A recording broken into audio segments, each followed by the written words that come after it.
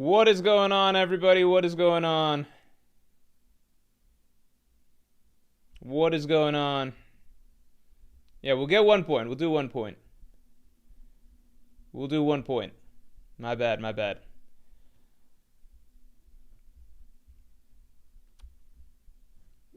My bad. We'll do a point. I've definitely been slacking ever since we spent the first batch of points. Give me a second here. Give me a second. Here we go. Here we go. All right. All right. Point total, we're bumping up to 69. All right. There we go. All right. How's everybody doing? How's everybody doing? Oh, this? Oh, you guys are curious as to what I'm wearing? Are you guys curious? I didn't realize I'd get such a flood of questions about this. Well, I've got some great news for you all. I've got some great news for you all. One, as you can see, this is basically the... Hey, Harley, hey. No. Harley. 1 second. What the fuck?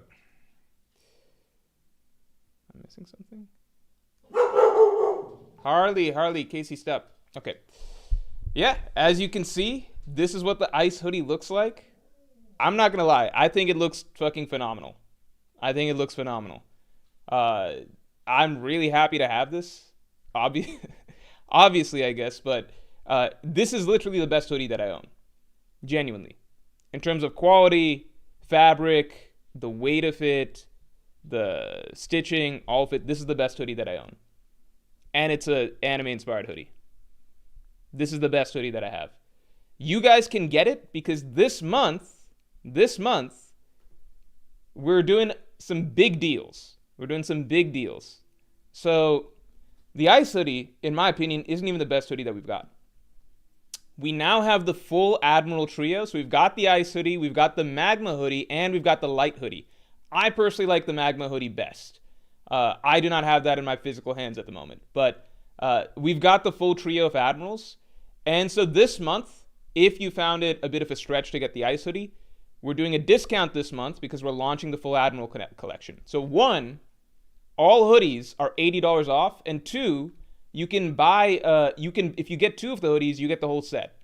So if you want the ice and the magma, you also get the light hoodie for free. You can get the full set for the price of two hoodies, and each hoodie is $80 off this month. So this is basically our big debut of the line. There is more to come after this, so I'm really excited about that. But definitely, if you were interested in the ice hoodie last month, jump on this shit this month because we're running this for basically the rest of February, for the next 29 days. But yeah, definitely jump on this now that we got the deal running, basically. So all hoodies are discounted to celebrate the launch of this line officially.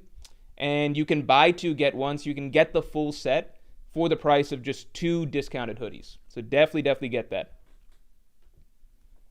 But I'm not going to lie, I'm not joking. I'm looking at myself right now. I think I look really good in this hoodie. I genuinely think this hoodie looks really, really good. Yeah. Bias, obviously, but you guys can make that, form your opinion yourselves. I think this hoodie looks phenomenal. Tom, thanks for the 5. Everyone complaining about Brook blocking Emu can't read. Emu isn't trying to kill Brook here. He wants to learn why/how he has a connection to Gunko. I didn't even really think about the power scaling part of that because, I was just, it's just like, Brook blocking a Conqueror's Haki attack from Emu is just so mentally absurd. I'm just like, I don't know. It's just Oda being Oda. I'm not even factoring that in. I'm literally not even thinking about it. It's actually just I have nothing to say about that. I think I mentally blocked that part out of the chapter. Because I think Oda could have just drawn Emu attacking Brook and not included the black streaks and everything. But I think it's just Oda's instinct to just do it. So I don't know. Emu had black lightning, no excuses for Emu. I've said this before. I've said this before. This is not an excuse for this situation, but I strongly believe that Imu is not like tippy top tier when it comes to Haki stuff. I strongly believe that his brokenness is the result of his devil fruit and the fact that he's been made immortal. I strongly believe that. If you go see him like fighting rocks and stuff for like a little bit, it's not like he was fucking rocks up. It's just that rocks couldn't damage him, so it wasn't really a fair fight. You know, it's kind of like pre-time skip, where Imu's basically a Logia and nobody else can damage him. But that doesn't automatically make him a better fighter than everybody else. I still think Imu is a strong Haki fighter. I don't think he's got like Joy Boy level Haki or something like that. Tiptio says, never use the Vista Clash as an anti-feat again. No, sorry, that one's still gonna fly just because that wasn't a clash. That was a full-on duel that they had off-screen for an extended period of time. And it's Mihawk's own words, unfortunately, that are being used here, which is Mihawk pays respect to Vista, seems to acknowledge him as an opponent of his caliber, and then later it's established that they both have a point in their favor. So it's not quite the same thing. It's not quite the same thing. Like, next chapter, if we cut to Brook just fucked up, it's like, okay, nothing to really do here. Mihawk, by all accounts, should have zero diffed Vista. Like, there should not have been a fight whatsoever. Like, it should have just been immediate, you know? Like, look at what Kaido did to Luffy in Act 1. You know, that's the type of thing. Or what Shanks did to fucking Kid. You know, like, Mihawk should have zero diff Vista. Like, that whole encounter is just bizarre, you know? That's not the same as this Brook situation. Straw Choco, thanks for the 5. Happy Friday, Morch. I hope you're having a good day. Ever thought about doing a hot take stream on a break week? I feel like that'd be interesting. That could be interesting. I think that could be a fun break week stream, but I think I do a lot of hot takes naturally in the streams that I do. So just doing a stream where I just consolidate a lot of the takes that you guys already hear from me, I don't know if that would be fun. I don't know if that'd be fun for you guys. We could do that. I don't know. Maybe we could leave it up to chat to kind of do that. Hear some of chat's hot takes, and then I see if I understand where they're coming from. That could be fun. You know what? I think that could be fun. Let me write that down as a note. I think that's a good idea in retrospect. Stream notes. Hold on. Chat's hottest One Piece takes. Mr. MMF2, thanks a lot. Yo, more Jussie, it's so easy to predict Sanji's opponent since he always fights the unserious characters. Mr. 2, Jabura, Queen, and now Sommers. I do agree that that is a bit of a trend for Sanji's opponents. I'd say exceptions were... Kurubi is probably the one exception. Kurubi, Loki, Sanji fans don't talk about this enough, but Kurubi was actually the one time I can think of in One Piece where Sanji fought the second strongest of the crew and not Zoro. I think Kurubi essentially was Arlong's vice captain, and I think Kurubi had a higher bounty than Hachi. But that arc is, of course, a little bit muddier because Zoro was severely injured in that arc, so it's not exactly one-to-one. But if you're a Sanji fan, I feel like you should bring up Kurubi a little bit more often. Yeah, Sanji usually fights the goofy opponents. The one exception was Enies Lobby, where interestingly Zoro fights Kaku, who I would argue is an even goofier opponent than Jabura. But aside from the Kaku situation, which was Oda kind of straying from his norms, usually in major arcs, Zoro gets kind of the most serious or badass subordinate. So for example, obviously Mr. 1, then Ohm, and then most recently King, right? I think when it's minor fights, then Oda will give Zoro someone like Pika or whatever, basically that's a little goofier. But in a lot of the major storylines where all the Strats are getting fights, usually Zoro is more guaranteed a badass matchup, whereas Sanji will get a clown kind of character. He fights Virgo, lol. When I say fights, I mean characters that you get to defeat, right? Like your main 1v1 opponent that's supposed to be your big win of the arc. Yeah, I do think that funnily enough, the more that Oda kind of clowns on Sommers, the higher the chances that Sommers is Sanji's opponent go up. You know what's funny? is if you actually go, I don't want to share the panels, just because, it's a chapter stream, so we try to be safe during the chapter streams. But if you go back, so like, let's all go back, and you can even check the comments and everything of the first chapter that the Gods Knights showed up in Elbaf. I want to say it was maybe like 1140, 1139 or something like that. If you go back and all the Gods Knights were first presented, Oda kind of he played a little trick on readers and played with our expectations, because initially, Somers shows up in his underwear, so that is kind of a goofy sort of situation. But once the Gods Knights are all suited up and we get like their cool panels and introduction spreads and everything, Somers is kind of presented as the badass Gods Knight, because he's got the outfit looking good, and it's got a shit ton of medals and everything on it, and he's got a big sword and everything. And I think during that time, people were even like, Somers might be Zoro's opponent. And killing him was still in his Zoan form, and his Zoan form looks goofy. It looks goofy, it looks kind of silly, and even Killingham's dialogue was kind of like a little bit panicked and stressed. So Killingham actually, it felt like Somers was the big gun, and Killingham was kind of more of the joke God's Knight, or maybe a lot of people actually, if you remember, right then thought that Killingham might be Usopp's opponent right off the bat, because they were like, Killingham seems a little bit cowardly. Maybe that's going to be Usopp's opponent.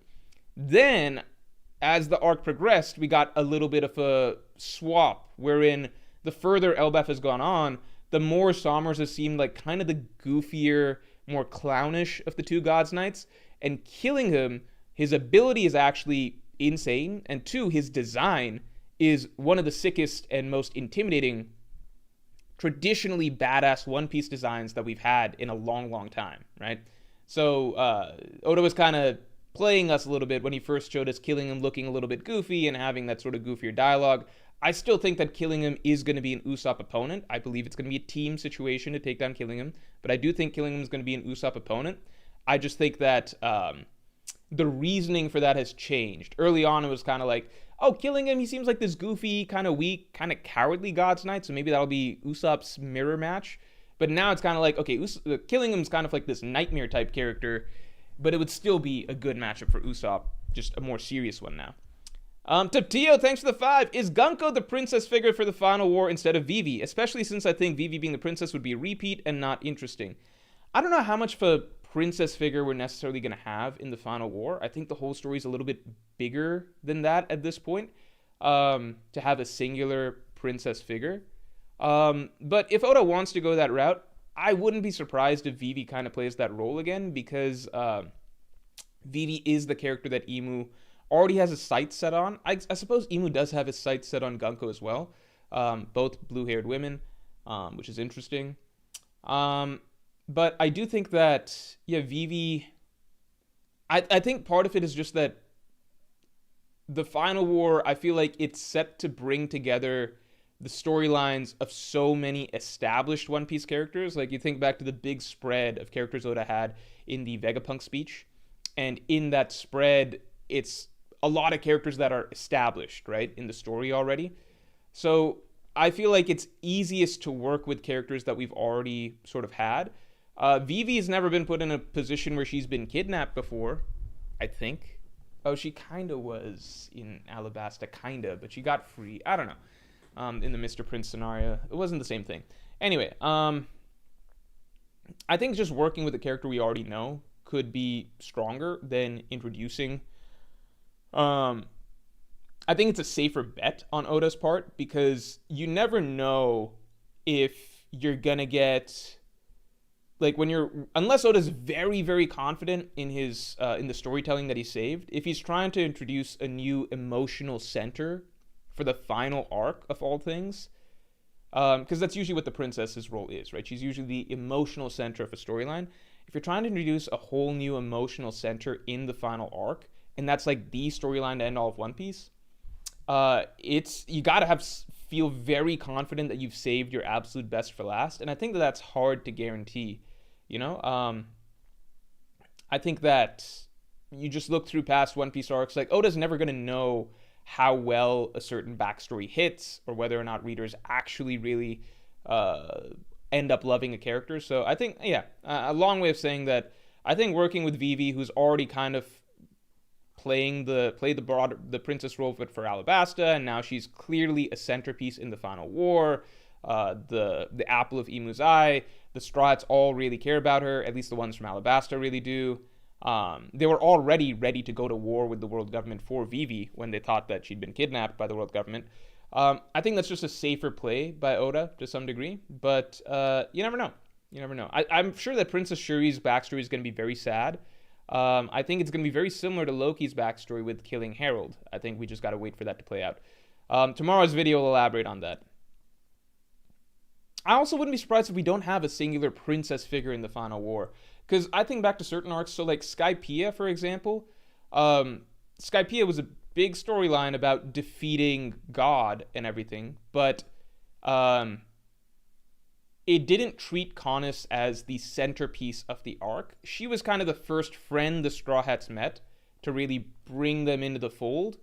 But as the storyline went on, it's not like we got some really sad backstory for Caunus or anything like that. It's not like the arc really revolved around Caunus the way that, you know, some storylines have revolved around Vivi or things like that, you know. It became more about the Shandians. You could argue that Isa was the princess of the arc. She's the one who's by Luffy's side at the end. Like, I think in those sort of storylines, it can be a little bit more layered than a single focal point. Similar example, Dressrosa, storyline about defeating the evil god of the land, Doflamingo. It's meant to be a direct parallel to the state of the world. Doflamingo is meant to be a parallel to Imu, right? Those are things that are even stated in the arc, that Dressrosa is like a microcosm of the world at large. And yeah, we had a character like Rebecca as, you would say, the princess of Dressrosa. I mean, literally, she is the princess of Dressrosa. But the storyline didn't revolve exclusively around her emotionally. You could argue that Law was really the emotional focal point of the storyline by the end of it, because it's Law's backstory that we were getting at the climax. Law was really the main side character of Dressrosa. And then there's other characters who also had compelling backstories, like Leon the Tantatas, Kyros, etc. So I think it depends. I think the final war is potentially so big that Oda may not zone in on just a single character as being the emotional centerpiece, the princess of the storyline.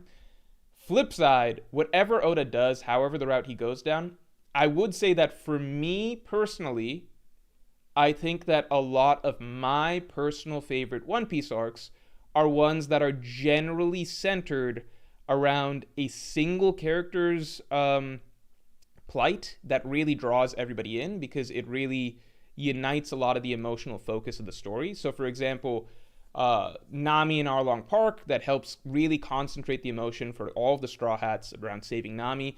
Obviously, Robin at Enies Lobby, I think that's the iconic One Piece example, of course, of like everyone really rallying together and having so much emotion going into I Want to Live and all the Straw Hats coming together. And that was a fight against the world government, and Oda just really smartly wrote it around one single figure to really grab everyone's heartstrings. I think that that's really effective. Marineford and Ace, right? Like another phenomenal example. Even in post-time skip, I think the most emotionally effective arc has been, for the Straw Hats storytelling, has been Whole Cake Island, because the focus was around Sanji and getting Sanji back, right? I think Egghead was really good for side characters. Again, emotional focus on mainly Kuma. Arguably Bonnie, but they're tied together.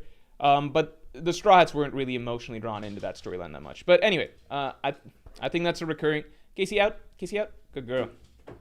I think that's a recurring strength of Oda's, when he's able to pick one character to really be the emotional focal point, both for the readers and for the Straw Hats to really rally behind.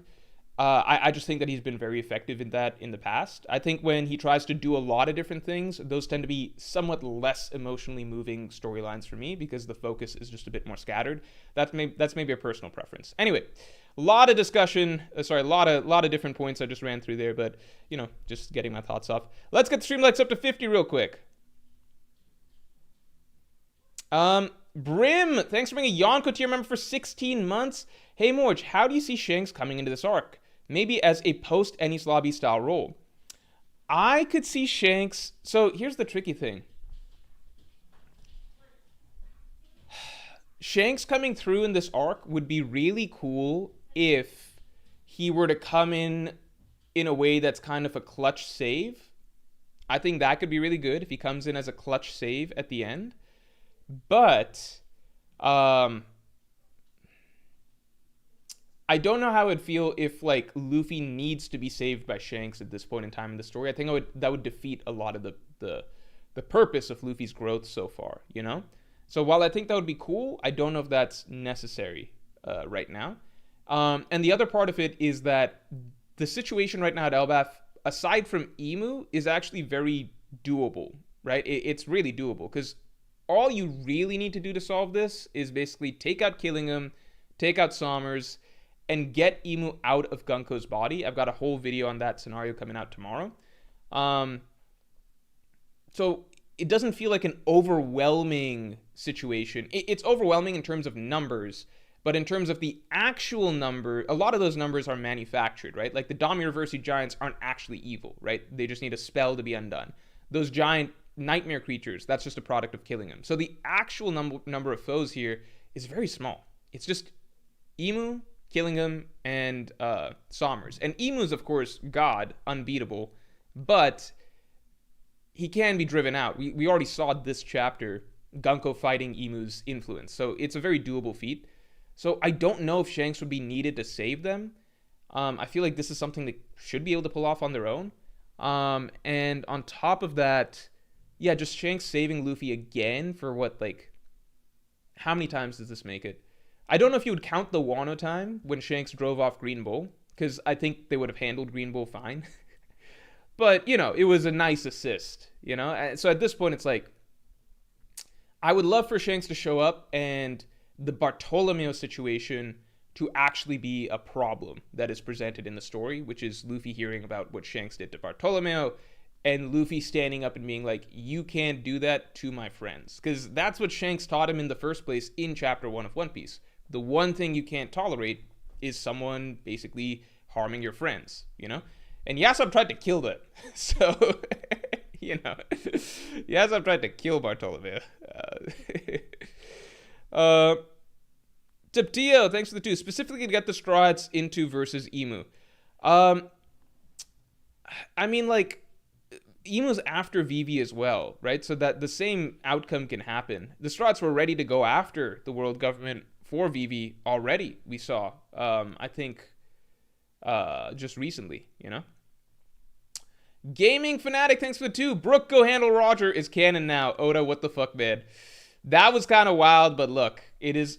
There's all sorts of things that Oda could write in next chapter that clarify this. Most likely situation is Oda just never addresses it. It's just whatever. That shield that Brook put up is, just assume it's the strongest shield in Elbaf or something like that. We don't know, right?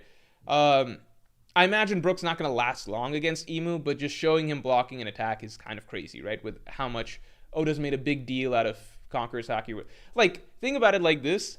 Luffy, in Act 1 of Wano, after having, you know, defeated Katakuri and Cracker and, like, Doflamingo, and he's in Gear 4th and everything, and, like, years of Haki training with Rayleigh, he would get one-shot by a single Conqueror's Haki attack by Kaido. And then this is Emu doing it to Brook. So it's kind of insane what Oda just wrote here, if you just take a step back to think about it for a second. But Oda can say different things. One, he could be like, Emu can't use his full abilities in Gunko. 2, he could say that Gunko's fighting his control, so he can't actually fight the way that he wants to or something. You know, there's things that Oda could establish. I wouldn't bet money on him establishing an out for this scenario, though. I feel like Oda might he just wanted to show Gunko attacking Brook, and Oda cannot resist but drawing in the little streaks of black lightning. That's just the way the man is built. It's so fun. You know what's so funny? Again, just because we had One Piece Jujutsu Kaisen comparisons recently, again, One Piece storytelling miles better than Jujutsu Kaisen, of course, right? But in this one area of just explaining stuff, I think it's so crazy how if you just watch or read Jujutsu Kaisen's writing, right? Like watch the anime, read the manga, it is insane how obsessively neurotic Geiji is about every little interaction. It's like, it's like he has to go out of his way to clarify every single thing. So it's like, wait, why didn't this work right here? It's like, well, normally domains have this level of thickness, but because this thing is being used. That means on the exterior, the level of defense has dropped, and inside it's increased. Otherwise, this other counter technique would have worked, but in this specific scenario, it wouldn't work. And if you're wondering why this thing doesn't resolve that problem, it's because this character did a heavenly restriction before. It's like Jujutsu Kaisen is like a power scaler, or like that person, like pure fighting meathead type person's dream, because it tries to address every single aspect of every question mark that someone could have. To the point that it's detrimental to the story in some ways. Because, like, it's funny because I'm watching the anime, and the anime is trying to, like, the first 2 episodes of season 3, right? It's trying to improve the flow of events. So it doesn't want to be stopping to explain things all the time. So everything moves a lot faster, right? Like, the action moves a lot faster. But even then, the action still, like, has to stop or slow down to explain certain things that no one really asked for. Like, minor spoiler, there's a scene where Yuji wants to pull out a knife to block Yuta's sword for a second, okay? This doesn't need an explanation. It really doesn't. It does not need to be explained. It's a character pulling out a knife to block another character's sword, right? The story fucking stops, goes into a quick flashback about Gojo explaining how cursed energy or whatever interacts with weapons and why sorcerers should or shouldn't use weapons, yada yada. And it's short and it's brief, but it's just like, this is fucking OCD. Like, it feels like the author needs to stop to explain every single interaction so that a reader might ask lots of questions like, Gage, why did you forget about this character? Or why didn't this plot thread go anywhere? Why didn't this make sense? But the one thing readers will never ask with Jujutsu Kaisen is like, why did this specific combat interaction play out this way? Because Gage will always drop 5 paragraphs of exposition to explain why that happened the way it did. In One Piece, it's the opposite for the most part, you know? One Piece, we still have our questions about, hey, Oda, what happened to this plot thread, or this character, blah, blah, blah. But for the most part, Oda's prioritizing that stuff. We have a shit ton of questions of just like, come on, man, just tell us. Is it Armament Haki or is it Conquerors? What is it? Just tell us. What is it? What is it? He's like, on to the next fight. It's like, all right.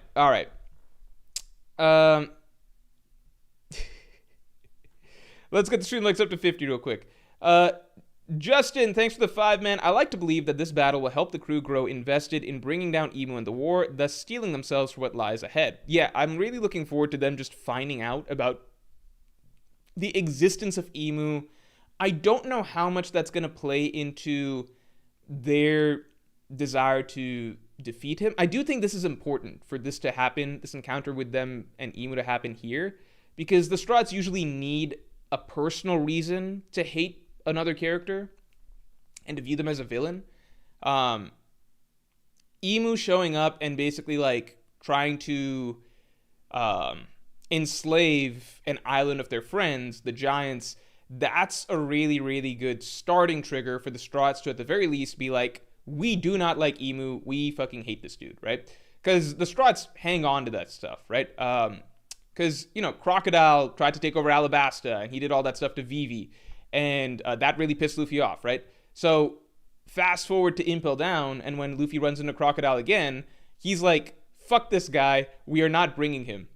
Which I think is actually, that's actually one of my favorite minor little Luffy moments, because Luffy usually has such an accommodating, happy-go-lucky personality, and he has a very, very very, very large amount of lenience to forgiving certain characters. Like, Hachi showed back up. He's like, Hachi's cool with me. You know, takoyaki maker, etc., basically. But when Ivankov's like, yeah, we could use Crocodile's help here, Luffy's like, no.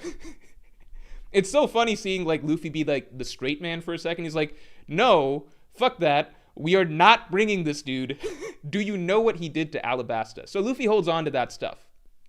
We're not going to see Luffy just forgive certain characters again. Like, Luffy's not going to forgive Doflamingo if he hears that Doflamingo's doing something again. So I think that this is a really good writing move by Oda to have the Straughts run into Imu here, and not just run into him, but run into him in a setting, in a context where Imu is trying to do some terrible things to people that they care about, because that's the one thing that'll really get the Straughts going, you know? And make their their and kind of have them have their daggers pointed towards Imu going forward in the story. I don't know if it's going to be enough that they're going to like be like, we need to declare war against Imu and the world government in general, but it now puts Imu on their radar as a dude that they don't like, they know is a big problem in the world, and who they will want to go back to fight again later. You know, so it sets stuff up well for the future. Eric, thanks for the... Oh, wait. Empty Mind, thanks for the 2. Imu erases Sommers and replaces him with Dofi. I've said for several videos now, for several months now, I think that these 3 Gods Knights, Killingham, Sommers, and Gunko, are not going to be Gods Knights by the end of the storyline. I think Oda's setting up for some Gods Knights replacements for the final war. Gunko, I think at this point, is obviously not going to be a Gods Knight in the final war. Like, Gunko's storyline is set for her to be freed, yada yada, right? Like, clearly there's her breaking out of Imu's control is a big part of this whole plot, right? So Gunko, that's gonna be the thing, right? Sommers, by all rights, by the end of this arc, after having presumably been defeated by Sanji, Imu should want to erase him. There's no reason for Imu to want to keep Sommers around. We saw what he did with Saturn. Saturn technically betrayed Imu, which Sommers does not seem to have done. But it's just the level of incompetence at this point is like so extreme. Sommers is just an L machine. You could argue that Imu, even showing up at Elbaf in the first place, the first thing he sees is that Sommers was just defeated by Gaban. Like, that's his first observation. So right away it's going to click that, like, oh my god, this guy is not competent. The ship thing will add to that feeling. And then a final defeat to presumably Sanji again should really, really hammer that home, that Imu's like, we do not need this guy, get him out. Killing him, I think, needs to be removed from the Gods Knights before the final war. I'm not sure how badly he would need to fuck up here for that to happen, but I do think Killingham needs to be removed because Killingham's ability is just too strong. It's too strong. It's really, I think it's impossible to even accurately rate just how broken his ability is. I think readers are almost underselling what an impact this character has, because for, I'd say, the majority of the New World so far, one of the big focuses has been on all these various factions trying to build some sort of elite army. That's been a huge focus for a lot of these factions, right?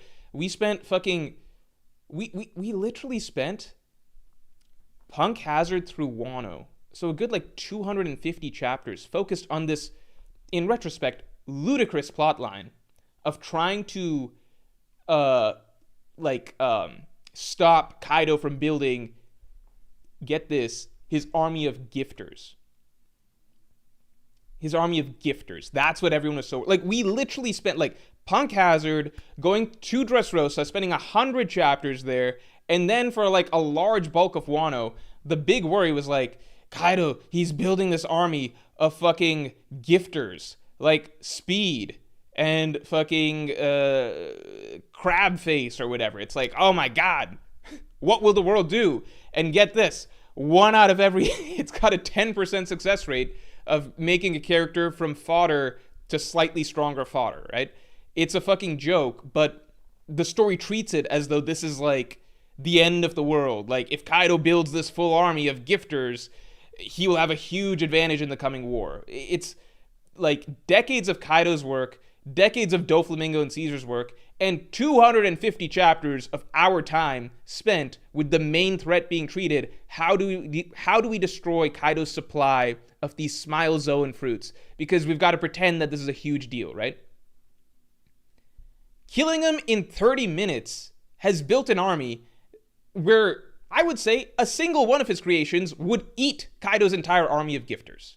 Like, it's actually such a joke what Killingham's ability is able to do, and in what a short amount of time it's able to accomplish it, compared to what fucking the whole plotline that we spent with between Caesar through Doflamingo to Kaido, right? Punk Hazard through Dressrosa through Wano. We're dealing with this ridiculously overly blown out of proportion plotline of solving the Zoan problem, which was never really a problem, right? They beat them up perfectly fine, right? In fact, in Kaido's army, the biggest problem were the numbers, right? In terms of his foot soldiers, not the fucking gifters. It was the numbers. And Killingham shits out numbers-sized monsters. Actually, sorry. Monsters that are way bigger than the numbers and way stronger than the numbers. He shits those out like, by the dozen, right? So, and you could argue, well, those are giant sized because they're for giants, right? It's proportional to the giants. But even in a normal context, it would still be scaling to humans, which means it would still be giant sized monsters. Not this big, but still really big, right? So you cannot have Killingham's ability in the final war. I mean, other point, right? The Pacifista. How many fucking hundreds of chapters have we spent with the world government's obsession on creating this army of Pacifista? Killingham's army is way stronger than the Pacifista. The Pacifista are a fucking joke. They walked through the Pacifista in Egghead Island. These creatures that Killingham is creating, they require like large-scale team attacks, right? I'm not saying each one of these monsters is like game-breaking or anything like that, but in terms of just army creation, Killingham's ability is way, way, way stronger compared to the other armies that we've seen characters or factions invest many decades of resources into building, right? So Killingham has to be taken off the table for the final war. Somers just simply will be, and then Gunko obviously is going to break free by the end of this, right? So I think either there's going to be 3 missing God's Knight spots, or we get 3 new God's Knights recruits, like I've talked about in past videos. So I'm really hoping that happens. Eric, thanks to the 2 man. Don't estimate the Soul King baby. Oh, I'm not. Watch out for tomorrow's video, man. Watch out for tomorrow's video. Let's get the stream likes up to 50. Taptia Treviso, thanks for the 2. One Piece Haki is so simple, yet Oda makes it so mysterious. Yeah, One Piece Haki is so simple, yet... Yeah, I don't know why Oda does it this way. There's just no reason. He could just make it so... Like... It could even just be a coloring change. I don't know. I don't know why he did... I don't know. Taptia Treviso, thanks for the 2. Jujutsu Kaisen fans can't read and still never understand info. I mean, I'll be honest. Like, reading Jujutsu Kaisen, it can feel like a chore sometimes in terms of, like, you can levy the accusation that, like, oh my god, how did you forget domain expansion rule number 58, 58B, right? It's clearly stated that blah, blah, blah, blah, blah. Can you not read? It's like, no, I'm just not fucking...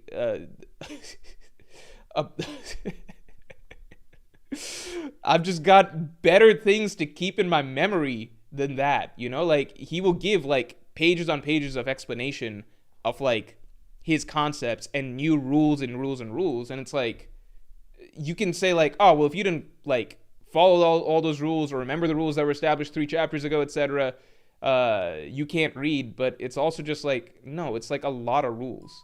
I don't want to have to remember that many rules and think about that for every single interaction, just for action to flow, So I think that's not, I don't think it's a fair accusation against Jujutsu Kaisen fans. I think the author does legitimately put in a shit ton of exposition and rules into his power system that aren't all, I think it's more complicated than need be. I do not blame any Jujutsu Kaisen fan for not necessarily remembering every single, like, here's me as a Jujutsu Kaisen relatively casual fan, right? So domains are like a sure hit thing, right? But then there's like 50 different outs to domains sure hit rules. You do your fucking simple domain, but you could also do hollow wicker basket. What's hollow wicker basket? Oh, it's like an earlier version of that. Why do we need an earlier version of that? We just do. It's a thing. But there's certain rules to hollow wicker basket. But you can't use your curse technique if you do this. Oh, but also there's falling blossom emotion or some shit. So that's a thing as well. And that's totally different from simple domain and hollow wicker basket. And why do all of these need to be very different things and have sort of different situations? It doesn't. It's because they want it to, right? And this is my memory as a relatively casual fan. It's like, no, I'm not going to take the insult that you don't know how to read if I don't remember every single rule of Jujutsu Kaisen's absurdly complex power system and why certain things apply in certain spots and why there's an explanation for this thing or that thing or that thing. Sometimes I think it's just a little bit much, But I will never blame the author for having things that don't really make sense, because I will give Geiji credit for always trying to make sure that, like, he tries to bend over backwards to explain why, like, okay, this is an exception to what's been established before, but here's why it's an exception. It's a new rule or something like that, So, you get the more complicated, but everything is generally pretty tight in terms of its explanations, in terms of how the combat works. And Oda's on the way other far end of the spectrum where you get rules, but the rules are messy, not fully properly explained, almost never well applied or consistently applied, And Oda almost never explains contradictions. Okay, this is actually really bothering me. So I got a new phone, and this new phone keeps trying to get me to sign up for a lock screen. I don't know why my phone would need a special lock screen, but it's like, I don't know. It's trying to sell me on it, and it keeps popping up. Anyway.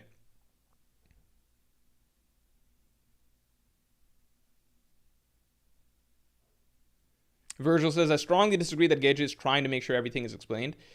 Combat-wise, I think in terms of combat interactions, Gage is at least trying to make sure that everything is explained. Because why the fuck else would... like, sometimes two characters are just, like, punching each other.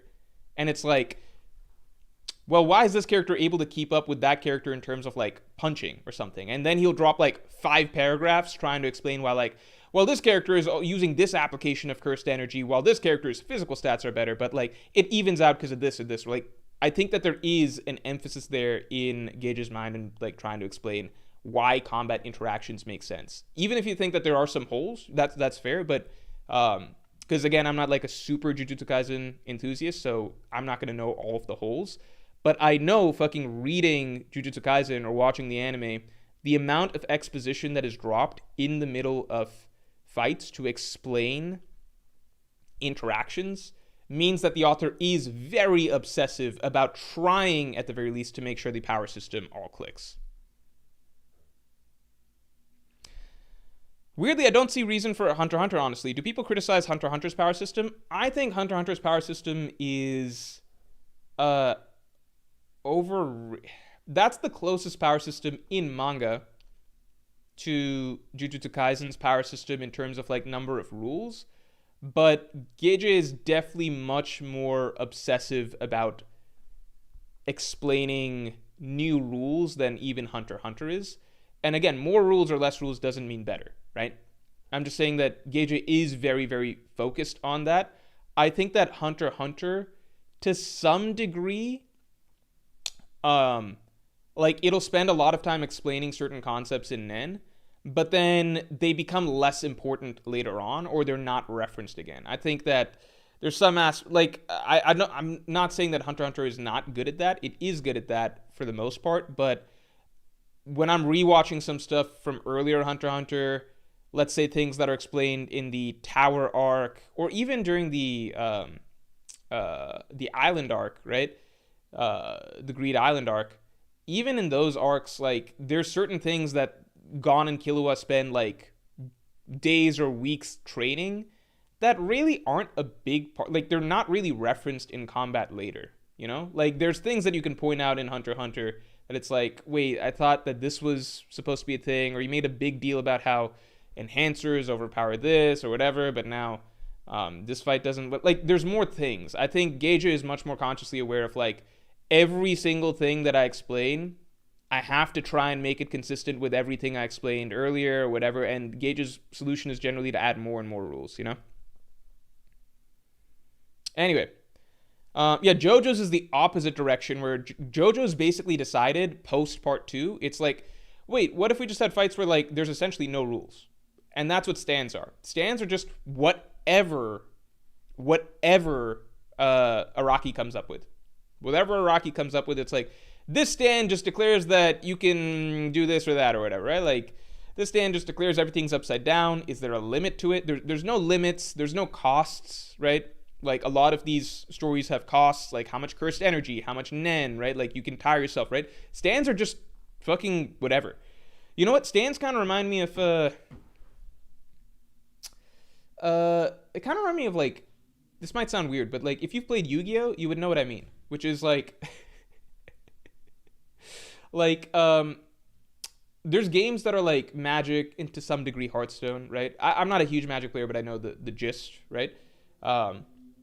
Everything is a little bit more carefully calculated and everything, where it's like, okay, you need certain lands to play certain mana, and there's cost to everything, yada yada, right? Like, there's sort of stricter rules to make everything sort of click. And then you go to Yu-Gi-Oh, and it'll just be like a card that's like, Raigeki, destroy all monsters on your opponent's field. And it's like, what? Why? You can just do that? It's like, yeah, it's just, I just drew the card so I could play it, and it's done, right? And I'm not done yet. I could play 3 more cards after this or whatever. I could fucking mind control one of your monsters. I can just banish some of your monsters with this spell. Like, that's kind of what JoJo's is. Now, keep in mind, that's terrible for a card game. Yu-Gi-Oh! Is a terrible, terrible card game. Terrible card game. But in an anime, sometimes it just makes things flow easier, where it's just like you're not as constrained by rules.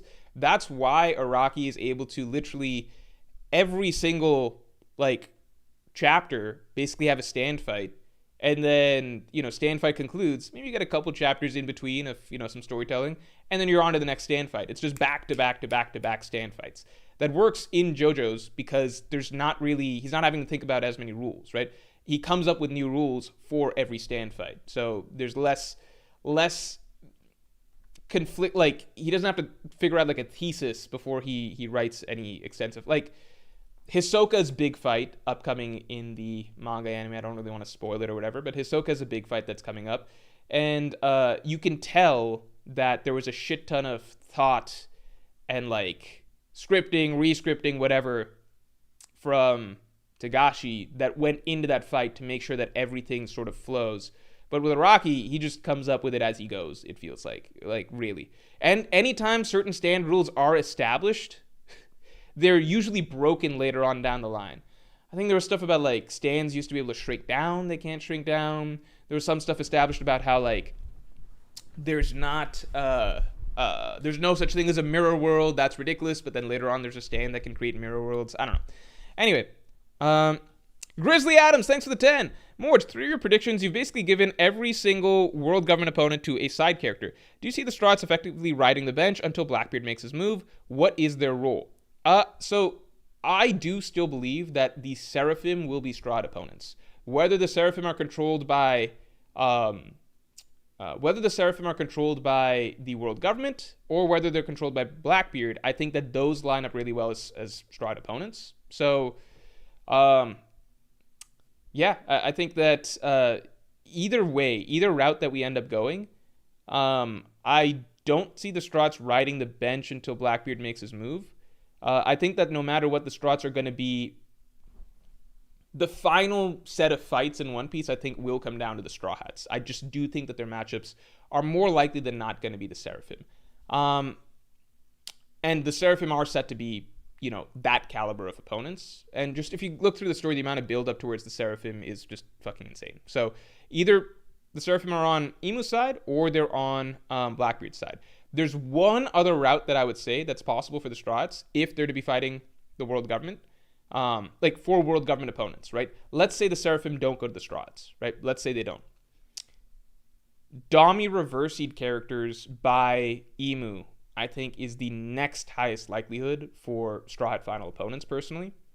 Because that's when you can get really, really zany matchups, Some really interesting matchups. You could get fucking Sanji versus Dami reversied Kizaru or something like that. Like, there's some cool, really cool matchups that could come out of that avenue. Because now that Dami reverse is a thing, and it's clearly here to stay, it makes it genuinely very difficult to predict endgame matchups because there's now this whole other dimension to it, which is now you can have good guys fighting good guys in the end game, right? If they've been Dami reversed. There's so many different routes that could kind of go. Tiptio Trevisa, thanks for the 2. JoJo fights have rules per one ability. Than Jujutsu Kaisen / Hunter x Hunter. I guess you meant to say more rules. Have more rules per one ability than Jujutsu Kaisen / Hunter x Hunter. I think that varies. I don't know if that's necessarily true. But I think that's very possible, but that's usually a lot easier to write continuous fights for than fights that have to play by an overarching set of rules. Does that make sense? Like, because you can just make a new set of rules each time, so you're not in danger of conflicting with anything previously established. Does that make sense? Julian Reed, thanks for the 5. Haki is just an enhancer for the characters' fighting styles. I don't see how people feel like it ruined the creativity of the fights. I agree. That's one big thing that I don't think is a fair criticism of Haki. And I've always said this. Haki did not ruin One Piece's fighting. It just didn't, because this is literally what One Piece's battles always were. You go back through pre-time skip, 90% of the fights pre-time skip are Monster Trio versus some character. And the Monster Trio's abilities are punching, slicing, kicking. There's not some crazy, kooky creativity. It's not like Luffy's walking out there creating Susanos and Amaterasu and stuff like that, right? Zoro's not walking out there and using infinity and blue and red, etc. They're just punching, kicking, and slicing. That's all. All Haki does is add extra aura to that stuff to help the Straw Hats counter broken Devil Fruit abilities. Because really, pre-time skip, the Straw Hats are mostly just fighting melee fights. As we hit the higher tiers of One Piece, when it's like, well, how do they fight Logias? How do they fight characters with these sort of esoteric abilities? It was like, well, we're not really... like, Zoro's always going to be cutting. Sanji's always going to be kicking, right? So we need a tool for them to be able to get past these sort of abstract abilities. Therefore, Haki trumps Devil Fruits. Okay, we keep the ball rolling, right? One Piece fights were always fucking melee fights. The only characters in One Piece that don't really have melee fights, like pre-time skip, were Nami and Usopp, and what do you know? They're the least frequent combatants in One Piece out of the main characters, right?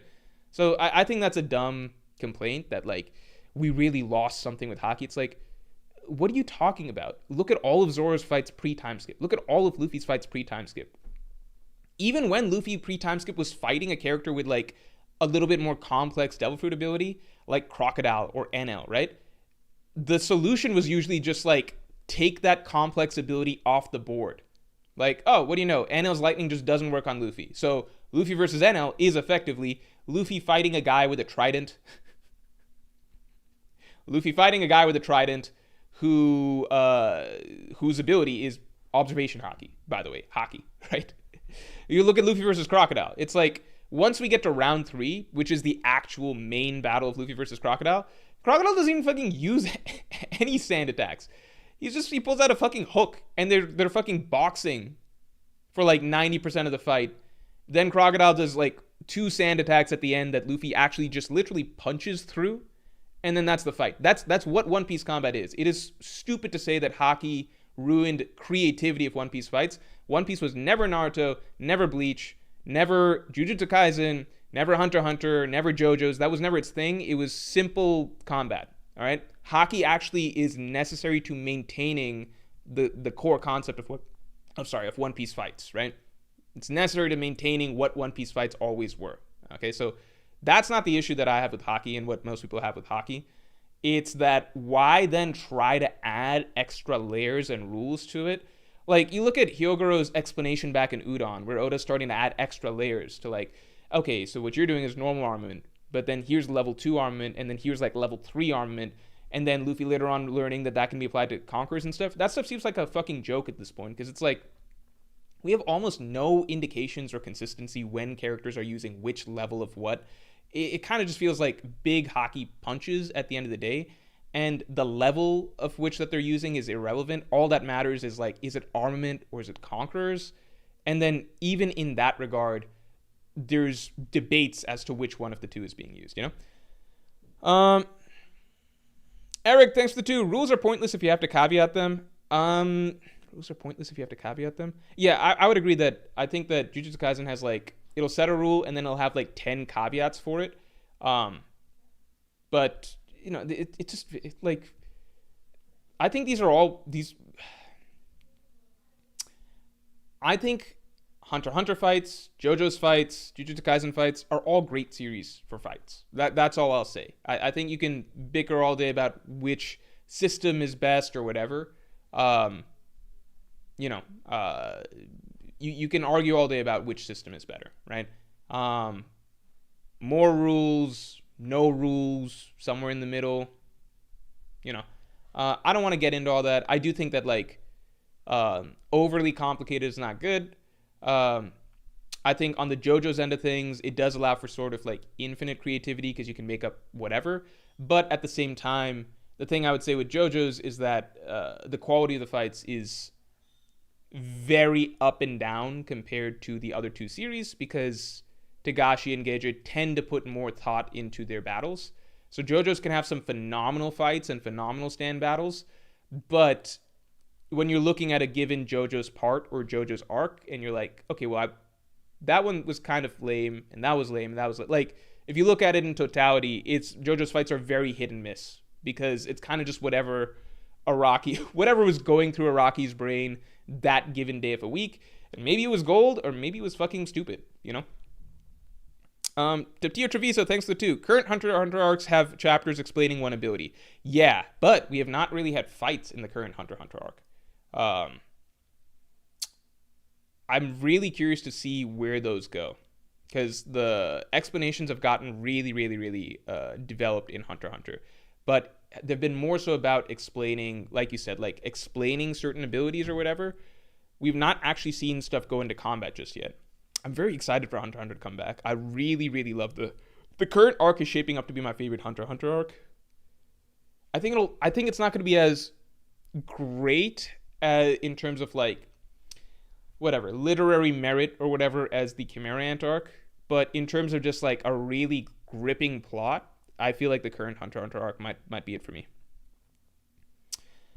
Sleeping Danger, thanks. Considering how they did Usopp, could the Kung Fu Dugongs conquer East Blue?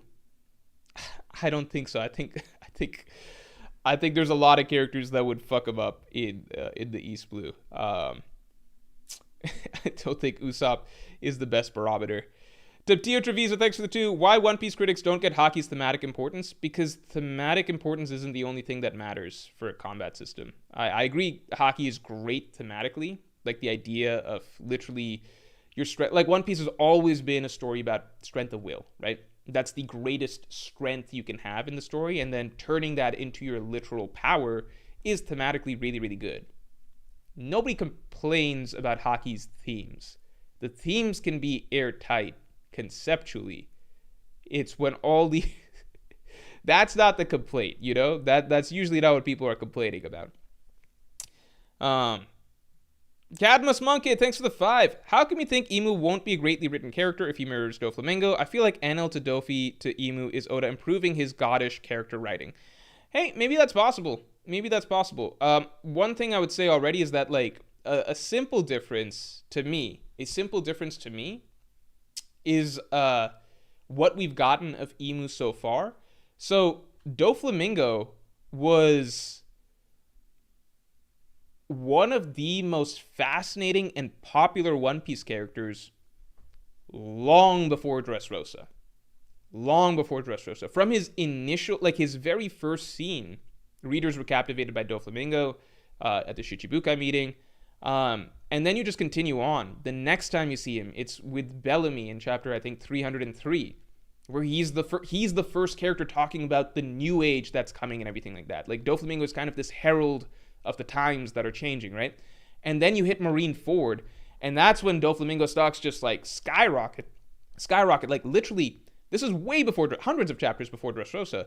The best speech in One Piece, what most readers reference as One Piece's most insightful speech, is from Doflamingo's mouth, right? In Marineford. Like it's the iconic speech, you know?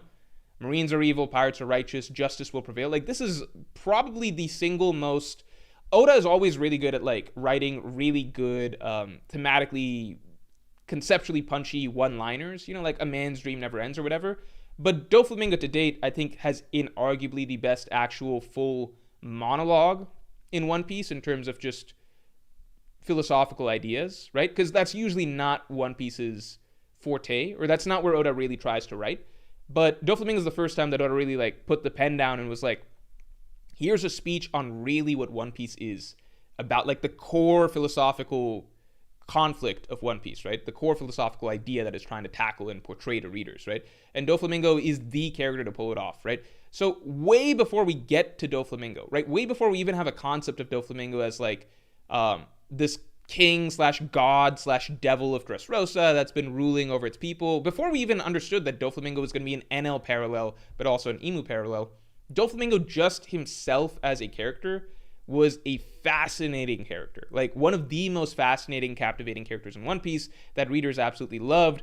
Everything he said was wildly interesting. really got you thinking, right? He felt like a very distinct villain, in terms of anime, manga, whatever. He just felt like a very distinct villain far before we actually got to a storyline. Imu so far, to me, does not feel like that. To me so far. That's not to say Imu's not going to be a really great villain. He very well could be. But to me so far, Imu seems like there's not that much that's distinct about Imu aside from him being very powerful, right? He has a god complex, right? So that's where we've got the parallel to Enel. And with Enel, that was kind of all we really got for him, right? Enel was what you got on the label. Like, what you saw in the package is pretty much what you get inside, right? Enel introduced himself, like, his opening scene is like, I am God, I am great. And it's basically him ordering people around, talking about how powerful he is, how everyone else is like little ants or whatever compared to him, how he's gonna cull everybody in Skypiea, etc., and his dreams, his ambitions, right? Enel's a cool villain. I think Enel's a very cool villain. But, you know, right off the bat, you were getting nowhere near the depth and intricacy of writing that you were getting with Doflamingo. With Imu so far, to me, he skews far more similar to Enel in terms of the writing so far than Doflamingo. I'm not seeing anything that's particularly philosophically interesting from Imu or anything that speaks to greater character depth or character history, the things that he's experienced. Because Doflamingo's speech, right, at Marineford, while it was, of course, like a very poignant, cutting speech that goes to the very heart of the ideas of One Piece, it also revealed a lot about himself and where he was coming from, even if we didn't know it at the time. So far, I'm not feeling that from Imu. That is not to say that Imu can't be a great villain. It's just that I have yet to see... you can be a great villain without having a lot of depth. Like, Rob Lucci, I think, phenomenal villain for Enies Lobby without having a lot of depth. But if you're asking me, like, do you think Imu is going to be more similar writing style to a villain like Enel or to a villain like Doflamingo, so far, I just don't see any evidence of Imu having that sort of, like, more deep, gritty, complex background and philosophy like Doflamingo had. I feel like he's more of the more straightforward, evil god villain like Enel, to me so far. That's it. That's all I'm saying. I'm not saying he can't be. That's all I'm saying, you know? It's kind of like with Blackbeard, like, from Blackbeard's very first scene, and the first thing that he's talking to Luffy and Nami and Zoro about in Jaya, all of that is right away establishing that there's a lot going on to this character that's deeper than just him being this bad pirate Blackbeard, right? Imu, we haven't gotten that yet. I do not demand that from Imu. Demand is a silly word, right? Like, I'm just a reader, but I do not feel like it's even necessary for Imu. I think it's okay in One Piece to have villains, some villains that are just plain evil that deserve to get their ass beat, and sometimes that's the most satisfying. Like, seeing Enel finally get his comeuppance was really satisfying, you know? Arlong, during the Arlong Park arc, later on we learned that there's greater depth to Arlong, but in the Arlong Park arc, Arlong was just a giant asshole who was just like, fishmen are the best and humans suck. And, Nami, I'm going to make you a slave your whole life. And then I'm going to pretend I'm going to free you, but I didn't. Ha ha ha ha. That was Arlong. That was literally just Arlong, right? There wasn't much more going to him. It was insanely satisfying to see Luffy beat Arlong. So I don't think Imu needs to have, like, a bunch of depth, personally. Like, it's okay to have a villain that's just, like, this petulant, nasty god that, you know, genocides people for no reason and just, like, thinks the world is his, yada yada, and then see Luffy go up and just beat the shit out of him. I think that that's satisfying as well.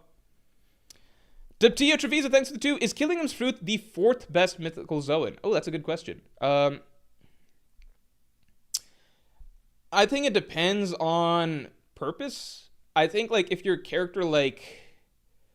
So I think there's some fruits that give you a really high floor, but maybe not the highest ceiling, right? So it depends how you view it.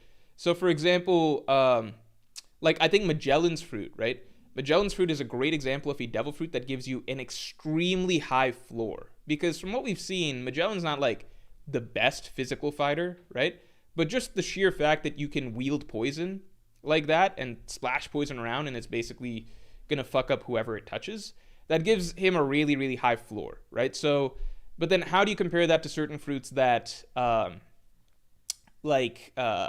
you know, like the phoenix fruit or something like that, or like a fruit that doesn't inherently allow you to fuck people up, but then the stronger you are as a character, the better it's gonna scale with you, if that makes sense, Because with Magellan, I feel like even if he himself gets a lot stronger, I think his fruit remains about the same level of power. Does that make sense?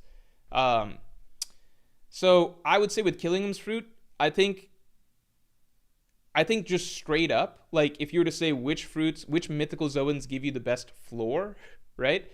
I would say Killingham's fruit is probably above the Nika fruit.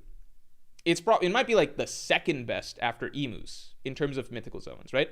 But if you were like, well, let's say you're a top tier character, right? Like let's say you're Mihawk or something like that, right? Or Shanks or Dragon, right? Then I think Killingham's fruit is not as good as a lot of the other mythical Zoan fruits that just straight up buff your own combat ability. As far as we've seen so far, Killingham's fruit does not buff his own combat ability that much. It allows him to create armies. And that's, again, like a really high floor because it allows you to have a lot of impact, especially in terms of like large scale battles. But I think against the strongest enemies, you probably want a Zoan fruit that can buff your own powers a lot. That's where like Luffy's Nika fruit is amazing. That's where Kaido's Dragon fruit is amazing. Like fighters that are already top tier, you want fruits that give you more powerful abilities, not give you more backup, even if that backup's really strong. Does that make sense? So if I were to say the best mythical Zoans, it just depends on how you look at it, I think for a very strong fighter, I don't think it's top 4 or 5. Like a very strong fighter would probably want Kaido's fruit more. A very strong fighter would probably want like even maybe fucking Sengoku's fruit more. Maybe even Marco's fruit, maybe Yamato's fruit, like just stuff that buffs their own stats and their own abilities. But if you're like fucking Usopp or some shit, yeah, you take Killingham's fruit right away. You give yourself an army of fucking giant creatures that'll fight for you, Anand Karthik, thanks a lot for the 2. What will Loki and Luffy do till Brook wraps up with Emu? I think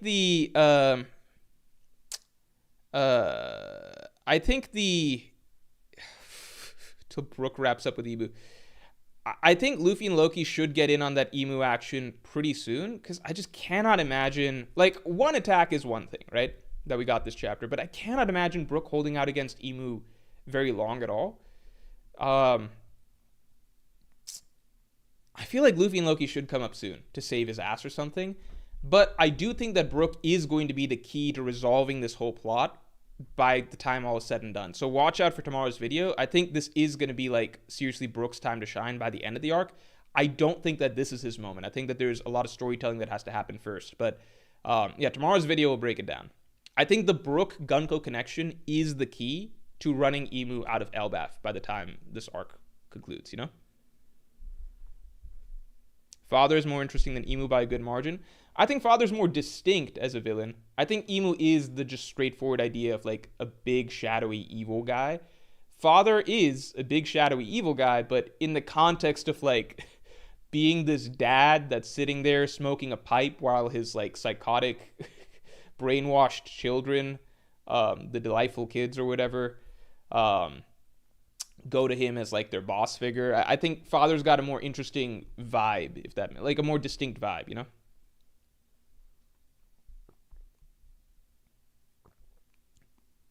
Could Killingham also bring down a meteor like Remy? I don't think Killingham's ability is like that. As far as we've seen, we haven't seen him in one-on-one combat really yet, except for against the Walrus dude who he like suplexed.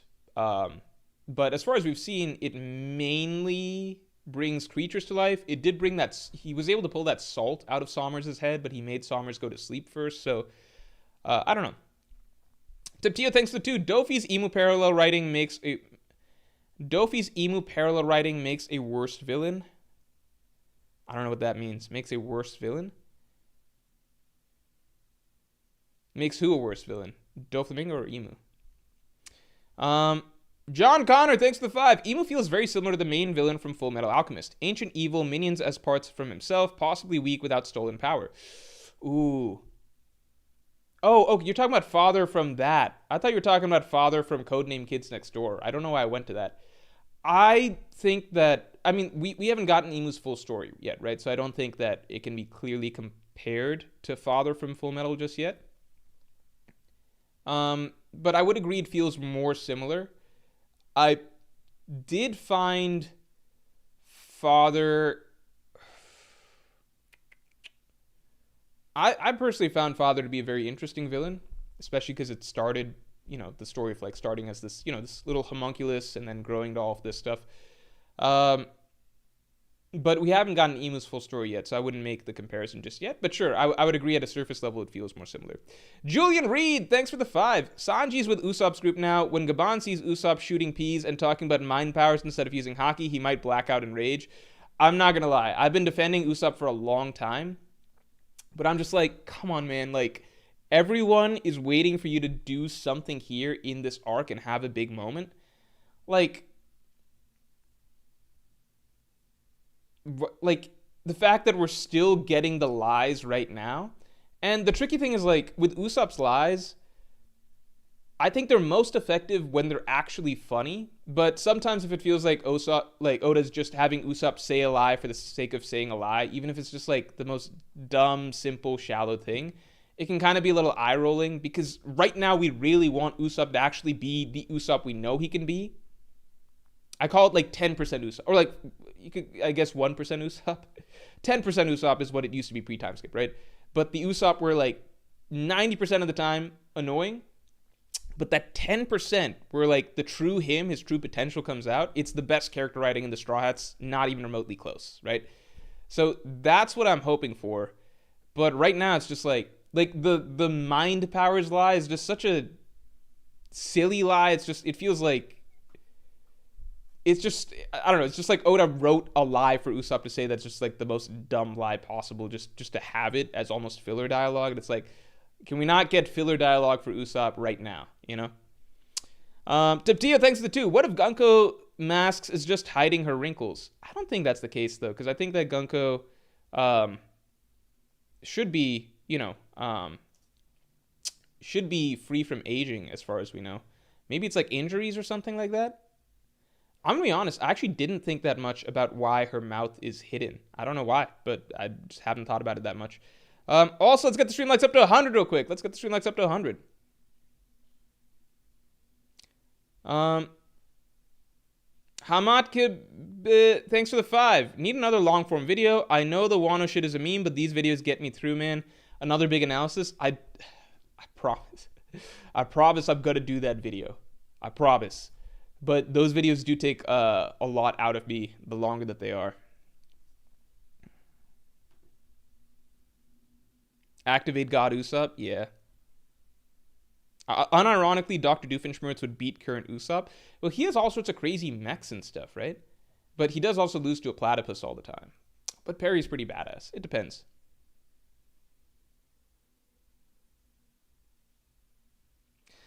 Red Town says, waiting for Usopp feat is not that bad. It's just the problem with weekly reading. Remember Zoro stalling at Egghead for a year? Yeah, but then the payoff for that was him just like... the Lucci finish wasn't a good payoff either. I agree with Usopp. It's a weekly reading experience. We just got to wait.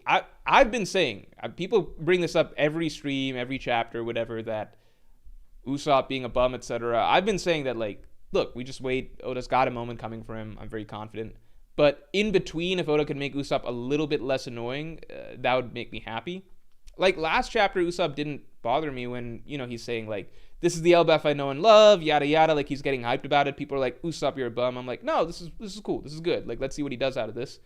But, if Usopp's lies were funny, I think I would enjoy it. Sometimes his lies are very funny. But this was just, I don't know. This was just like a forced, I think it was like kind of a forced gag for him to be like, my mind powers got us out. It's kind of like, I don't know. Anand Karthik says, will Robin or Nami get to do something this arc? I feel like Robin, because, I don't know, the arc opened with, the first character to get a big character moment in Elbaf was Robin with Saul. And Robin, she seemed like she was on almost a bit of a roll when she was like, I'm going to go save the Straw Hats from Sommers or something like that, or I'm going to go after Sommers. So I thought that was a good setup. She did get captured shortly afterwards, but I wonder if we're going to get some more Sommer stuff. Or sorry, more Robin Sommer stuff. We need 100 chapters of God Usopp to have the debt of Lie Usopp to be cleared. At the end of the day, we're only going to get like a few chapters, like 4 or 5 chapters at best, maybe, where he really shines and looks good. But all I'll say is, like, people tend to remember big moments more than like the baseline, right? So, you know, if I went back to pre-time skip, if I skipped to a random One Piece chapter, yeah, Usopp's probably lying about something dumb and being a little bit, you know, a little bit annoying, a little bit cowardly or whatever.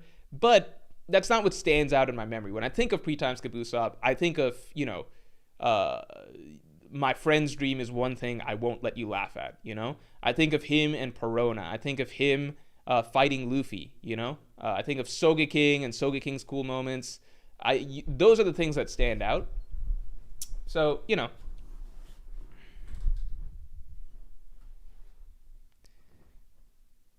No Loki chapters automatically trash, not gonna lie. I just want to say, like, I think it's crazy that we're in the climax of Elbaf. Isn't that fucking wild? Like, Elbaf is this arc that has been hyped up for so long. A lot of us have been reading One Piece for decades now, and Elbaf is probably, aside from Laugh Tale itself, it's the longest running, you know, goal in One Piece that we've had for the crew, you know? And now we're finally, it felt so, like, it's so far away or whatever. Like, and now we're here. I don't know. I think it's cool. Like, we're at the finish line of it, in a sense. King AP says, more you're a pre-time skip over post-time skip guy. I feel like most people are, but I might be wrong. I do think post-time skip has a lot of things that are great. I don't think Straw Hat writing is one of them.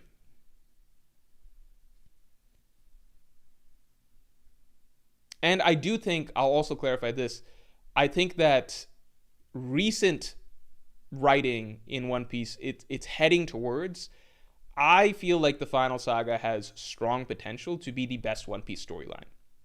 I strongly feel that. I've been liking Elbaf a lot so far, right? Just because I'm saying this one thing about Usopp. Like, it's, you know what? It's not even fair for me to say pre-time skip Usopp.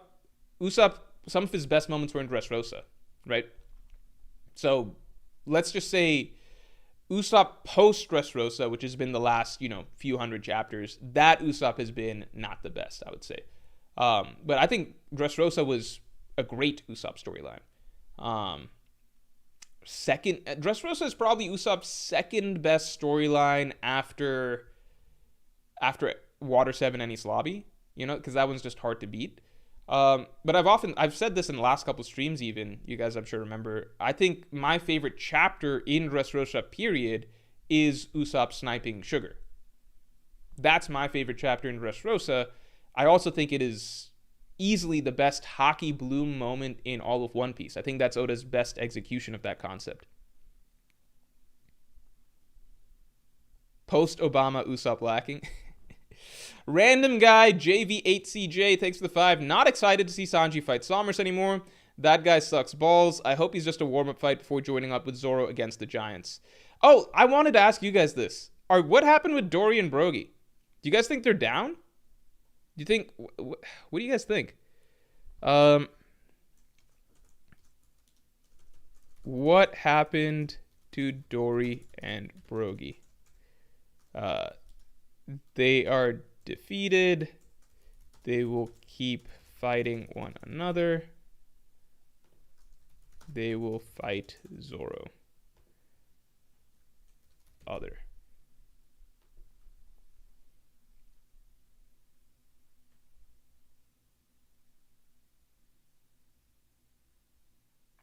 Do Dami Reversi characters heal?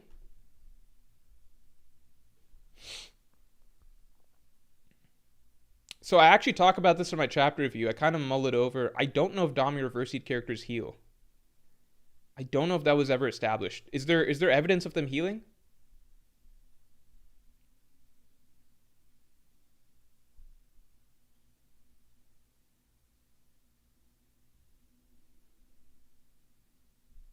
Oh, they do heal? Rox was also immortal? But Rox was immortal because... so it wasn't clarified because Rocks actually just straight up didn't take damage, you know? Because the Roger and Garp couldn't actually. With Rocks, it was established that his Conqueror's Haki coating is essentially so strong that they cannot actually deal damage to him. So Rocks, it wasn't established that it's regeneration. It was just like, we straight up can't hurt this guy. It was more like a Luffy trying to damage Kaido situation than regeneration, right? I'm not saying Dami Reversi doesn't heal. I'm just asking, have we seen that, or has it been stated in the story just yet that Dami Reversi also heals you? Rei Uchiha, thanks a lot for being a Yonko tier member for 39 months. Brook unlocks Conqueror's Haki, Brook solos Imunko, and Brook Big Mom rematch. It's funny, this is the second time that, like, Oda's doing this with Brook, where first time Astrad fought a Yonko, aside from Luffy versus Buggy, first time Astrad fought a Yonko was Brook versus Big Mom, and then it's Brook versus Emu again, which is just the most surprising thing. Okay, so a lot of people think that they will keep fighting one another. How do I make this? I hate my new phone. It's a Samsung Galaxy S25. I truly hate this phone. I miss my old phone. I miss the S8. It was a simpler time. Rocks regenerated most of the damage until the end. Did he? Did he? Dory got his arm back. You're right. I'm so dumb. I probably sound dumb in my chapter review too. Because I was just like, oh my god. I don't even want to see the comments under the chapter review. Probably everyone's saying more, which obviously Dami Reversi heals. Powerful NL. Thanks a lot. Brook is thematically a great foil to Emu, embodying the free nature of art and music, how it transcends life, inherited will. That's why Luffy and Oda both had a musician in mind since the beginning. We're on the same page, my friend. Watch out for tomorrow's video. It's coming out tomorrow morning. You will enjoy it. You'll enjoy tomorrow's video. But Brook thematically, yes, is a great foil to Emu. Also, real quick, I want to shout out Pirate King podcast submissions. This is pretty much the last window to get in Pirate King podcast submissions. For those of you who don't know, the Pirate King podcast is a once-in-a-month podcast that I do for my top tier of patrons and YouTube members. Basically, anyone who's a Pirate King tier member, you can submit any question that you want me to answer about One Piece, other anime, manga, TV, movies, books, real life, yada yada. Any question, and I answer it in far greater depth. I answer every single question in far greater depth on the podcast than I do otherwise, because I just have much more time. So the podcasts are usually at least about hour and a half, lots of times more in recent times. They've been longer because we've got a lot of questions now. But yeah, get your submissions in. If you're interested in checking it out, then, join Pirate King tier. I will, of course, appreciate the support.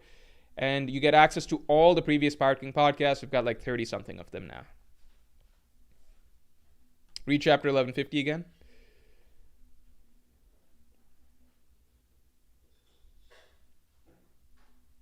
You all mean Broggy? That was Broggy BT. I don't care which one's Dory or Broggy. Dory's left hand is floating and his wrist isn't there anymore still. Did he regrow his arm or did his... I don't understand. That's what I kind of remember. I remember it wasn't like attached. I remember there was some sort of magic aspect to it. How strong are Dory and Broggy? Are they Yonko first mate each? Question mark. We'll get our answers once we get the Zoro fight against them. My Pirate King submissions is hot takes, Sister Tia. All right, I'm curious. I think I am going to do a hot take stream. Like chat shares their hot takes or something, and we can maybe compete to see who is able to convince us of their hot take the best or something like that. AASFBNAKLF says, just caught back up to One Piece after a 2-year break. Literal perfect timing, and the binge was so good. Oh, I bet. You probably got to finish out Egghead and get through all of Elbaf, the flashback, and now you're joining in when the final battle is beginning. That is the perfect time.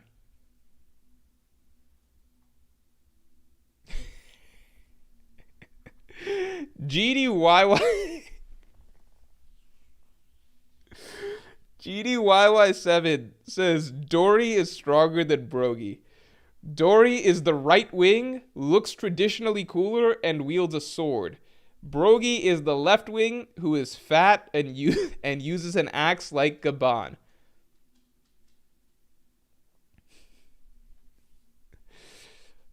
I feel like that just goes to show, no offense GDYY7, but I feel like that goes to show, I feel like you're probably joking though, so it doesn't matter. But I do think that there are some readers that do think about it like this, which are like, which one of these two represents Zoro and which one represents Sanji, and then the Zoro one's got to be stronger.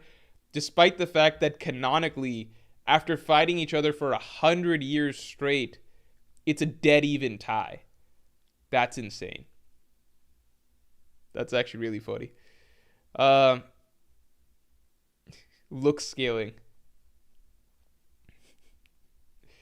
I would say this though. This is a minor gripe I have with the Dory Broggy stuff, which is that sometimes people are like, the longest fight in One Piece is Dory versus Broggy, because people are comparing like, oh, Akainu Hakiji fought for 10 days, you know, Luffy and Katakuri fought for, like 24 hours or something. Like people are comparing. I think Ace and Jinbei fought for 3 days or whatever, and people are like, well, Dory and Broggy, that's the longest fight. That's not true. That's not true. Dory and Broggy were not fighting the whole time. They took long-ass breaks. Like, literally, the plot of Little Garden doesn't work if that's not the case. They actually fight for, like, a short period of time. You know? They've been having fights over 100 years, but it's false to say that they've had a 100-year-long duel. And I feel like the narrative tries to frame it like that, but that's not true. We literally get to Little Garden, and they're fucking chilling. They're not fighting each other. And they meet the Straw Hats, and then they all go and eat lunch and stuff like that, and they hang out. And then a volcano goes off, and then they're like, now it's time to fight. Then they go fight for like 5 minutes, and then they come back. Like half a chapter. They fight for like 5 pages. And then they're like, okay, now we're done with fighting. Ha ha ha. Let's go back our separate ways. And then we chill with the Straw Hats again till it's time to fight again. So I feel like that's not a correct characterization. That's all I'll say. Anyway, I do not give Dory and Broggy the title for longest fight in One Piece. Okay? Because by that logic, has Luffy been fighting Lucci for like 2 years now? They fought at Water 7, and then at Enies Lobby, and then again at Egghead. Is that all one fight? I don't think so. I don't think so. Was Zoro fighting Mihawk for 2 years straight in the time skip? Just because they probably had regular duels? Was Luffy fighting Rayleigh for 2 years straight? Just because that's part of their intermittent training? I don't think so. You can't see 55. Thanks for the 10. Is it possible that if Zoro defeats Damir versus Dory and Broggy 2v1, he would ascend to Yonko level? Would be a ridiculous feat. I think that it'll put Zoro in the sweet spot where he would be inarguably Admiral level, and it would be debatable how close he is to Yonko level or something like that. I think it'll put him in a nice sweet, because you want it to be a nice progression, you know, to get to Mihawk. And I don't think there's no way Mihawk's like his next fight right after Dory and Broggy, right? There's no way it's like Dory and Broggy and then Mihawk. I mean, maybe. I don't know. Maybe. There's only so many arcs left. So unless Zoro gets multiple fights in the final arc, which is possible, maybe that does have to be the case. Red Town says, in my opinion, Zoro can't fight Damir versus Dory and Broggy alone. Yeah, but I think that's part of the point, which is that it would force growth, you know? So that's kind of the I think that's good, because, you know, at the start of the King fight, like, technically Zoro shouldn't, like, it was a surprise. It wasn't a surprise because everyone expected Zoro versus King, but on paper it was a mismatch because Zoro had never even fought a Yonko commander, period, and then his last serious opponent was fucking Pika, you know? Or like Toby Roppo level characters like, you know, like Hawkins or something like that, right? So that's a big jump to then go to fight a Yonko first mate level character like King. He did do some amazing stuff on the rooftop, obviously, but that was in a team context, so it was hard for people to fully place it. And his big moment against Kaido was with Ashra, and Ashra, we just don't know how to scale, right? So, you know, like, on paper, at the start of the Zoro and King fight, he's not an even match for King, right? That's the point. He has to get stronger, right? Same with Sanji. With Sanji, last we saw, he was not a match for Yonko commander level characters, like, period. We saw that he was no match for Doflamingo, right? And then in following arcs, you know, he, like, Daifuku, page 1, Sanji wasn't, like, clearly beating these guys' asses or whatever, right? So Sanji was not, there was nothing that suggested that Sanji could handle a Yonko second commander before Wano. That's precisely why Sanji versus Queen was at first a mismatch for Sanji, and then he got his power-ups. And then by the end of it, he was beating Queen's ass, right? So that's kind of the point, you know? If Zoro was only put into fights that he should be able to win on paper, then he's not going to grow, right? So it's by virtue of Zoro's, like, journey, inherently, he has to be put into matchups where on paper he should lose, right? So yeah, I mean, I agree. I think he should lose to Dory and Broggy, but I also think that they're not, like, I also think that it would make sense as a stepping stone fight, you know? GDYY7 says Sanji basically shot on page 1. I don't know why Oda cut it away so abruptly. He shot on page 1 once he got the raid suit. He also didn't shit on page 1. Because even once he put on the raid suit, I think page 1 was still, like, in a, like, page 1 still overpowered him. But then Sanji flew up in the air and then came down on him. And we don't know what happened after that. We will give Sanji the benefit of the doubt that he won that fight. But there were multiple, like, it was kind of shown in that fight that Sanji, at the very least, could not overpower page 1 at that point in time, right? So there was, and, like, again, last we saw Sanji also was no match for Doflamingo, right? So there was nothing in the story up to that point that suggested that Sanji could beat a Yonko second commander. And so once it got to Sanji versus Queen, we were shown that, yeah, Sanji, as he is right now, cannot beat someone like Queen. That's why he needs upgrades. That's why, that's the purpose of growth, right? Like Luffy against Katakuri, he was not the level yet to be able to beat a Yonko first mate. That's why he had to grow over the course of the, that's just how growth works, right? Henchme987, thanks to the 5. Do you think Zoro has any affection for Mihawk as his teacher, or is he just a complete ingrate? Bro mooched off of him for 2 years. I think Zoro, affection is a weird word, but I think Zoro does feel some level of debt to Mihawk, I'm sure. And I'm sure he appreciates that Mihawk trained him, you know?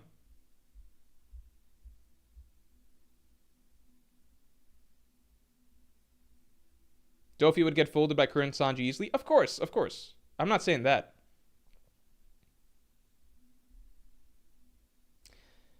Hamat Keb 730, thanks for the 2. Killing Usopp this arc would be peak. Luffy development. Killing Usopp this arc, that better not happen. I feel like this is not the arc for that to happen, in my opinion. Stormy says 30 chapters left, in my opinion. In my opinion, too. I just dropped a video about how Elbaf probably is about 30 chapters left. Said Abo says in the manga it was off screen, but the anime elaborated a little on it. I mean, so there was some fan fiction about it, but that's not relevant to the discussion. Shouldn't Sanji kill Sommers? I mean, the Straughts don't usually do killing their opponents, so I feel like there's an easy resolution to this, which is just like Imu seems to kill his subordinates, so, you know, I think that works.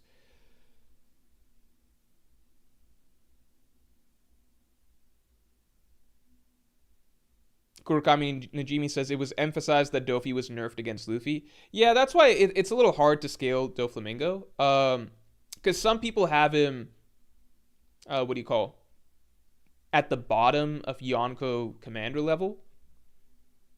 And then some people have him, like, I think the thing that's consistent is, even assuming he was nerfed, what I see is that nobody has him Yonko first mate level. Like, I don't see anybody arguing that Doflamingo is stronger than Katakuri or stronger than King.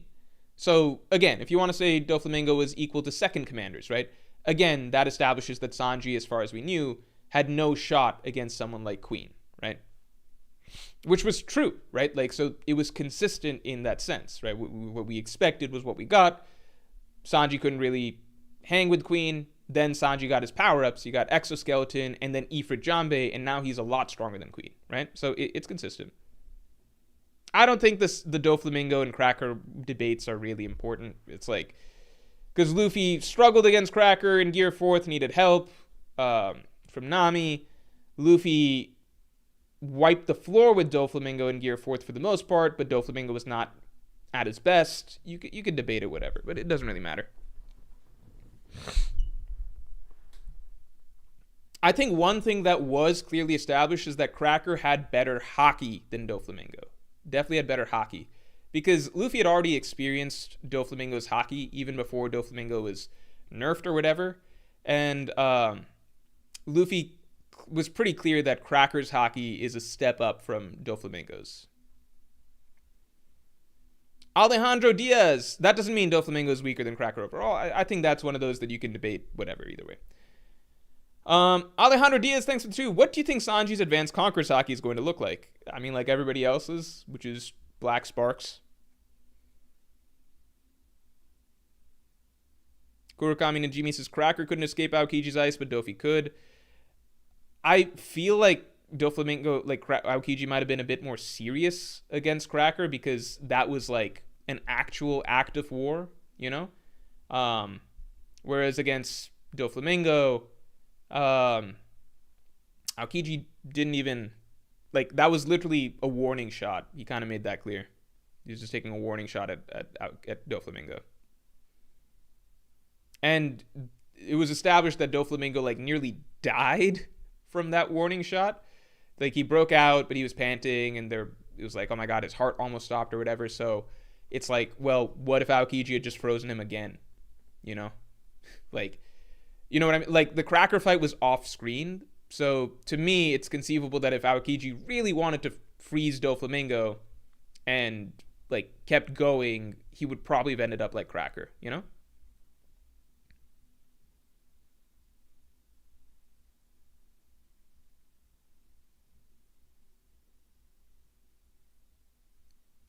Kinnamon is nowhere remotely close to Doflamingo. I think people drastically overestimate Kinnamon because of the reveal that he has armament, like advanced armament and stuff. Having advanced armament has nothing to do, like, it's good to have it, but that doesn't put you above all characters that don't have it. Like, simple comparison, like, it's just a skill, right? It's a better application of armament Haki, but it's just a skill. Like, simple example, pre-time skip, like, it's similar to how people think that characters who have Haki will automatically beat characters that don't. Pre-time skip Luffy, like, mopped the floor with everyone in Amazon Lily, despite the fact that they all had Haki and he didn't, right? Haki is just one aspect of things. It's once you get to, like, crazy stuff like Advanced Conquerors that it's like, okay, now this really trumps everything, you know? But Kinnamon, we actually got a lot of looks at how strong he was. I think people forget, wait, Kinnamon versus Doflamingo is actually such a joke to even discuss. Somebody tell me, how did we first meet Kinnamon? How did we first meet Kinnamon?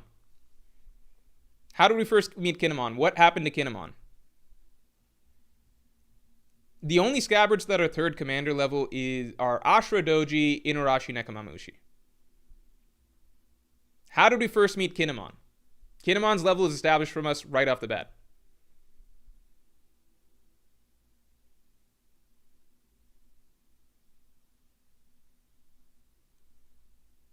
Viv1284 says more. You should use the same logic in Gaban having better Haki knowledge than Zoro. I give it to Zoro if Zoro's performing at his best. I've said that before. Like, if Zoro's pulling out Ashra and stuff like that, 100% goes to Zoro. But if Zoro's going in like the way he fought against Lucci, he would lose to Gaban. You know? Because again, I already made I literally said in my argument that I just made that once you get to Advanced Conqueror's Haki, then that obviously trumps everything, right? And Gaban can use Advanced Conqueror's Haki at will. Zoro so far cannot, right? If you put the Zoro that fought Lucci up against Gaban, it's a wash, right? We even saw, like, Luffy couldn't easily handle Gaban. We saw that right away. Even Luffy couldn't easily handle Gaban, and Zoro was shocked by Gaban's strength. Luffy and Zoro did not view Lucci like that, you know? So you got some easy points of comparison there. If you got the Zoro that scarred Kaido, yeah, I would take Ashra Zoro, all gears clicking, conquers Haki, etc., pulled out. That's gonna beat Old Man Gaban, but not walking around Zoro, like the Zoro that we normally have at the moment. So once Zoro gets a handle on his stuff, it's he's definitely got it. Yeah, he was low diff by law. And then the simple points of comparison, it was implied that Kinnamon is comparable in strength to Brook. And then over the course of Dressrosa, Kinnamon doesn't do so hot. Kinnamon loses to Doflamingo. This is actually fucking insane. He literally loses to Doflamingo in chapter 730. We actually already fucking see this. He's not that strong. This is actually a matchup that's happened in story. I guess you could argue Kinnamon was taken by surprise, but there's lots of showings. There's a lot of showings in One Piece of Kinnamon kind of just getting fucked up left and right by lots of characters.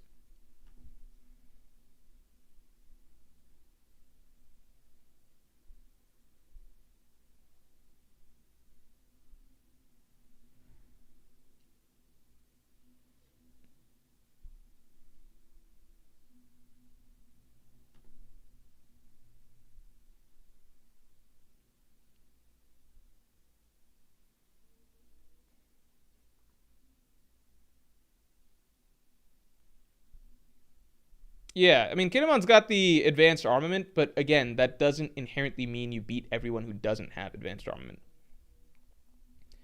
Let me put it this way. Pre-timeskip Zoro could also use Rio, right? That is what, advanced armament. That is what he used to beat Mr. One. Oda makes that fairly clear with Hyogoro's explanation. Is pre-timeskip Zoro stronger than Doflamingo? Fuck no. Brook 1v1 the series villain while Zoro is set to pull off a Mr. 3 feat. That is a funny way to put it. Tio says that the thing is that makes Kaido not killing him look really bad for Kaido. That's not relevant because in One Piece, whether a character dies from an attack or not is just that never means anything,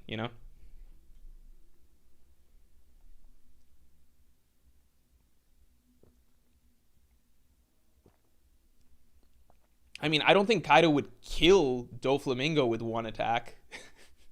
I don't think Doflamingo would just die if Kaido hits him with his club once. Doflamingo has amazing endurance and stamina. I mean, we saw how much damage he took over the course of Dressrosa. That's one thing going in Doflamingo's favor in the Cracker argument, because Cracker's biggest weakness was that he has basically zero pain tolerance.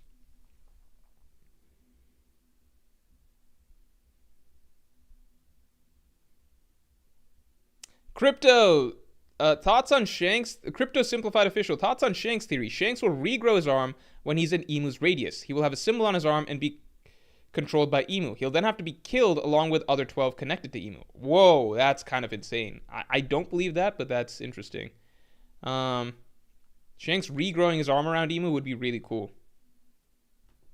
That would be really, really cool.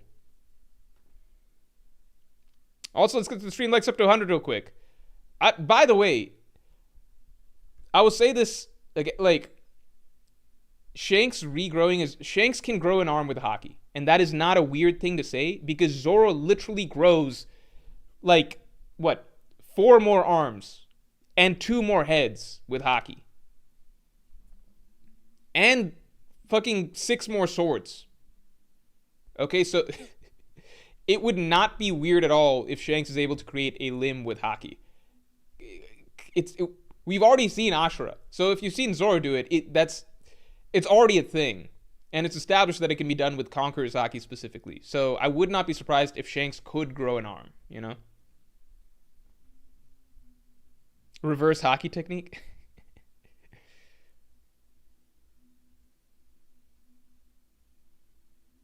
Nah, Zoro stuff is weird. No, but it's established to be Conqueror's Haki. Like Kaido says it. He points it out for us. Tonga Tapu says, don't think Zoro's transformation will ever make any sense. Yeah, but nevertheless, it's a thing that can be done in the story, which means that Shanks could, it is not weird at all to suggest that Shanks could do it. In fact, it's weird to say that only Zoro is allowed to do it. That makes no sense. Henchme says, are those limbs functional though, or are they just illusions created by this increased power? They have to be functional because his attacks are stronger, right? And it seems like he does more sword slashes, right, when he's using those extra limbs, right?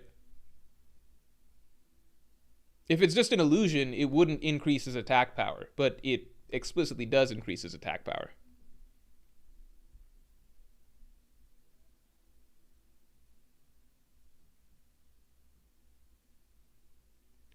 Kaku says it's an illusion created by his spirit. Yeah, but Kaku also doesn't know jack shit.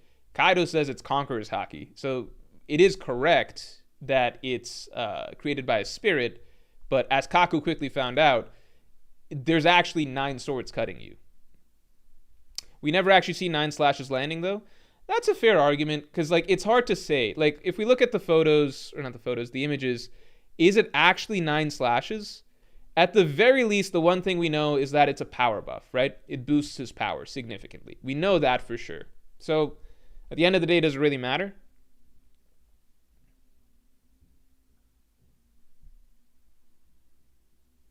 Fusion Flare says, do you count Ashra as a transformation or just a stupid strong special attack? I think at the moment it's a super strong special attack, and I think eventually it'll be a permanent transformation for him. I feel like kind of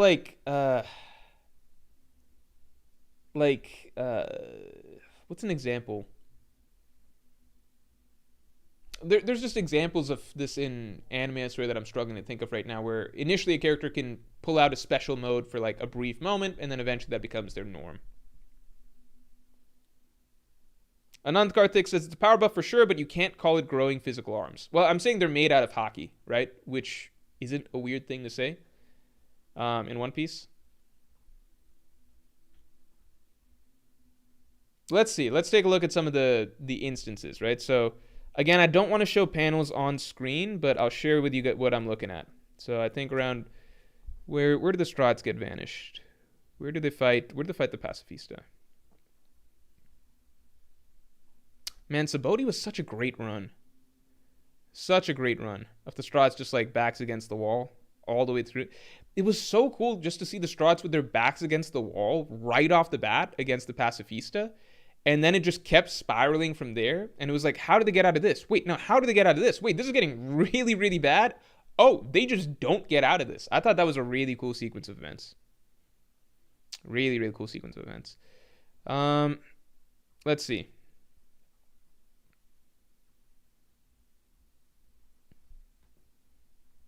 I guess we don't really know. Demon 9 Flash. So that doesn't really show us anything clear.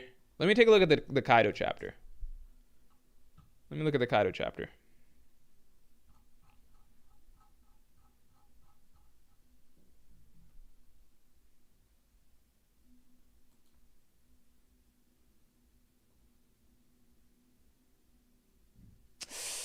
Kaido chapter, I think, is tricky, because I think there's more than 3 points of contact that are shown. There's 4 points of contact, actually. When this is when he's deflecting Kaido's club. There's 4 points of contact that are shown. But then with the scar, it's basically just one, it all connects into one big slash. I don't know.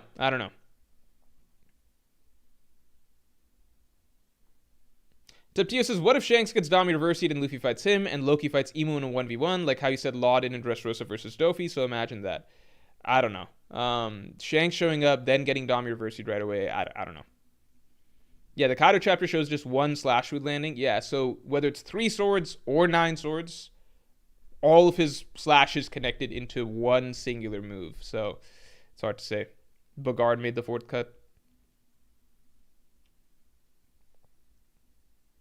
Remontada says, why is Oda still nerfing Zoro and not having him master Ashra to keep things fair? I think that's good, I think, because it gives Zoro a step to grow towards. And if Zoro could use Ashra 24/7 whenever he wanted, then basically, like, I think that's too insane to think about. Because that's basically like a form wherein he can overpower fucking Kaido straight up. So do we want Zoro to be that strong right now? I think that's a bit too much, right? Like, if a single move is overpowering Kaido and he could be in that form the entire time for a fight, to me that's something that I feel like that's something that I feel like Zoro should only be able to fight in Ashra 24/7 once it gets to the Mihawk fight. I feel like we need an in-between fight. Maybe it's this one where he learns how to use it for an extended period of time. But I think him fighting from start to finish in Ashra, that's something that would only be fair once it comes time for him to fight Mihawk. Otherwise, he's just too overpowered right now.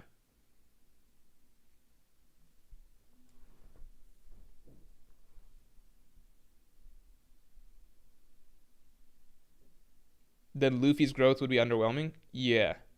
Justin, thanks for the 5. I like to see Gaban giving Strahd's advice, but about how they can all move forward. Like, maybe Luffy can actually make extra arms like Zoro's Ashra. I think Luffy's not going to master, like, every aspect of Haki, you know? So, like, maybe that's not a necessary route for him, but maybe that is something that's clearly necessary for Zoro. I would love to see... The fact that only Zoro's got this weird form is really interesting, because I would love to see characters down the line have their own special Haki forms, but I just don't know if that's something reserved for Zoro. Again, it is interesting that Shanks is missing a limb, because it's just like... A very easy way to fill that in could be if he does something like Ashra, the equivalent of Zoro, but I don't know.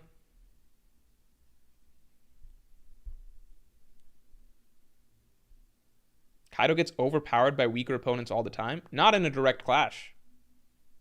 Not in a direct clash. And he certainly doesn't get permanent scars. What the fuck? The whole... Sometimes I'm wondering, like, do people just, like, read One Piece with their heads up their ass? Like, who remembers how big of a deal Oda made out of the fact... Like, this is not me. This is not me. In story, a huge deal is made out of the fact that nobody in the last 20 years could leave a lasting mark on Kaido's body. So I don't know what the fuck people are talking about, right? So this is like insane Zoro upscale, what he did with Ashra, right? The narrative itself puts that feat on a huge pedestal, right? Second, overpowering him in a direct clash, that doesn't happen either with Kaido in hybrid form. When does that happen? It's really just Luffy. That's it.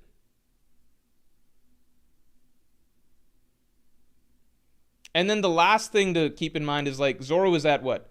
1% health. Majority of bones in his body broken when he did this. So it's kind of like...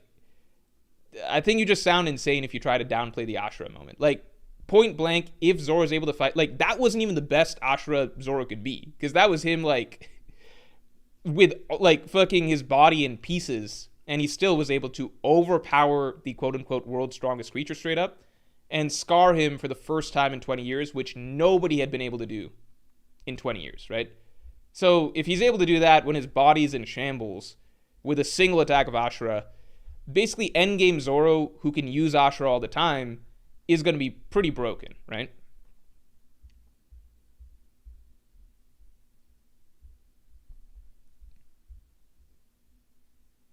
It's funny to realize how we all use the word upscale casually. A few years back, it was a nerdy word. It's funny how, like, things just become part of the vernacular over time. So, like, I remember back, like, if you go back, like, 4-ish years or something, if you abbreviated Advanced Conquerors Haki, ACOC, and you just said that, then people were like, a cock, ha ha ha ha ha. But now it's just become a part of average One Piece fan language, you know? Taptio says Zoro is more injured than Loki is right now. No. Loki is literally... Zoro himself says that Loki is literally on the verge of death. To put it simply, Loki is so weak right now that a basic non-Haki Gear 3 Luffy punch that he deliberately just did as a little tap caused Loki to pass out.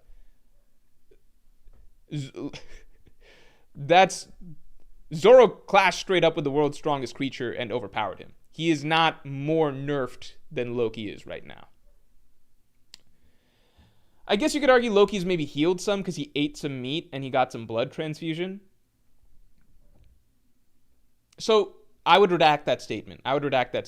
Loki now, Zoro's probably was probably more nerfed then than Loki is right now. That's true. Ashra with advanced conquers Haki greater than full power Kaido, cried about it. I mean, that's canonically true in the story, but we don't know how he would hold up against Kaido's giant magma form. I think that that's not necessarily proven, so I'm not going to go that far. But definitely against hybrid Kaido, that's canonically true.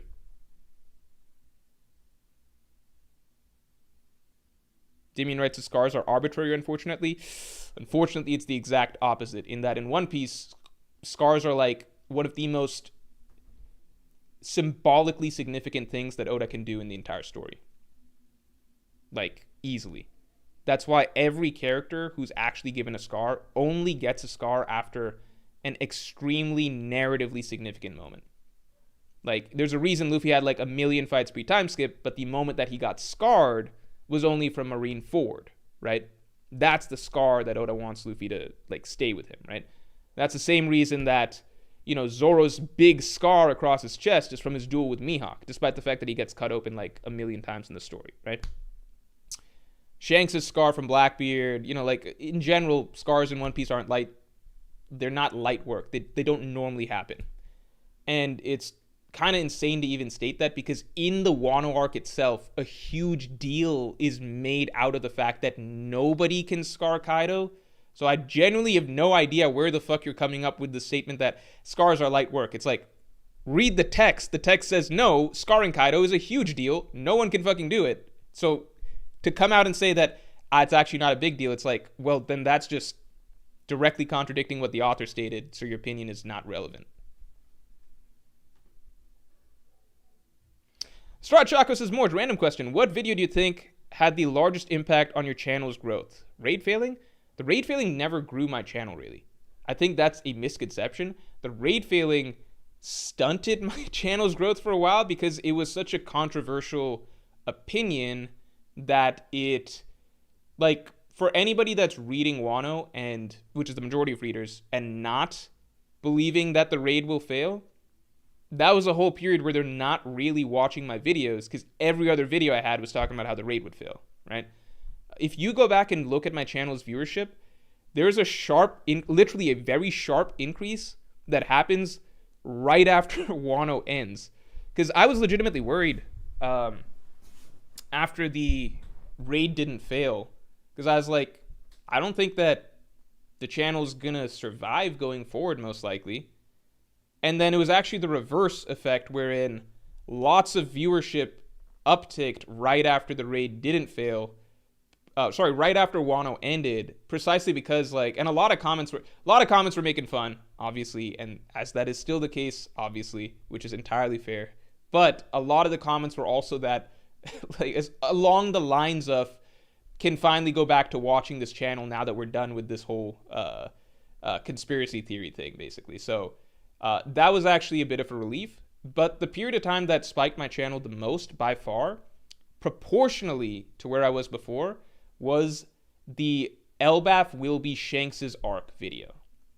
That's a video I did at the end of 2018, and that was the point where I was like, oh shit, I actually have something on my hands. I'd say my Whole Cake and Island analysis kind of got me to break out a little bit from, like, I think I was maybe at 1,000 subscribers. I think that got me to maybe 2,000. So I think, and that kind of got some level of discussion going, because then I think I, in a small way, started to be recognized more from other YouTube channels talking about, like, oh, there's some guy put out a Whole Cake Island analysis, whatever, because Whole Cake was very shit on at that period of time. So some traffic got diverted to my channel, and other YouTubers I realized were even, I think, like Brago, on Brago streams. This was before any of them knew me, but I think there was a Brago stream that people pointed me to, and they're like, some of them talk about your Whole Cake Island analysis, and then they make fun of you for it. And I was like, oh, well, it's cool that they're talking about me still. That was funny, because, like, that was before I knew those. Like, this was before I knew Brago, before I knew Dritz, and then all of those guys I became, like some of my better friends in the YouTube community, some of my first friends in the YouTube community a little bit later. But that was my first introduction to the realization that the channel was gaining some momentum. Then I did a One Piece fights analysis video towards the end of that year. And that was the first video where I had a good thumbnail for it. So up till then, I was very lazy with thumbnails because in my mind, it was just like, oh, the content will just speak for itself. And the videos just weren't getting the level of views that I wanted, but I never had any good thumbnails, right? I think some of those old videos have had their thumbnails replaced since then, but if you were a Morge viewer back then, my videos' thumbnails were literally just a manga panel. Like the big Whole Cake Island analysis, the thumbnail I did for it, I just copied and pasted the cover of Whole Cake Island and put it as the thumbnail. Garbage thumbnails. The fights analysis that I did, that was the first video that I got an actual thumbnail made. And this was actually, the person who made the thumbnail for me was actually Ohara. Because we were collabing together during that period of time, so he was like, yeah, I can make you a good thumbnail. Because he was making really good thumbnails for his videos at the time. So I did that, and then what do you know? The fights analysis video did well, and then that encouraged me. I was like, okay, need to market the videos better, can't just rely on the content. And then after that, I dropped the Shanks Elbaf video, and then that took my channel from, this was huge. This is the fastest growth I've ever had for the channel. It took my channel from 5K subscribers to 15K subscribers in the span of like a few days. So it 3x'd the size of my channel immediately. And that's never happened again. It's harder to do that, obviously, as your channel gets bigger, but that blew my mind because I was like, when you start YouTube, you're like, oh, I just got to wait for like a video to really blow up. And then as you're doing the grind, you begin to realize that that's not really something you can rely on and that you have to be happy with intermittent growth. So it wasn't really on my mind that a video could just blow up, right? The Whole Cake Island analysis did well. It took me from like the 1K rage to 2K, which was really good, but I'd also put in so much time and effort in that I was like, okay, thank God, it at least had some impact. Fights analysis was also a big video. The Shanks Elbaf video, I had no idea. I thought it was a good theory at the time, but it really, really took off. Like, that was when it hit the algorithm or whatever and got my channel out to lots of people who didn't know me. And the biggest mistake that I made was not capitalizing on it. Because after that video came out, my thought process was, oh, I've cracked it. Now YouTube's algorithm must really like me. So my assumption was that in the future, any other videos I put out, I can also expect similar growth. Big mistake.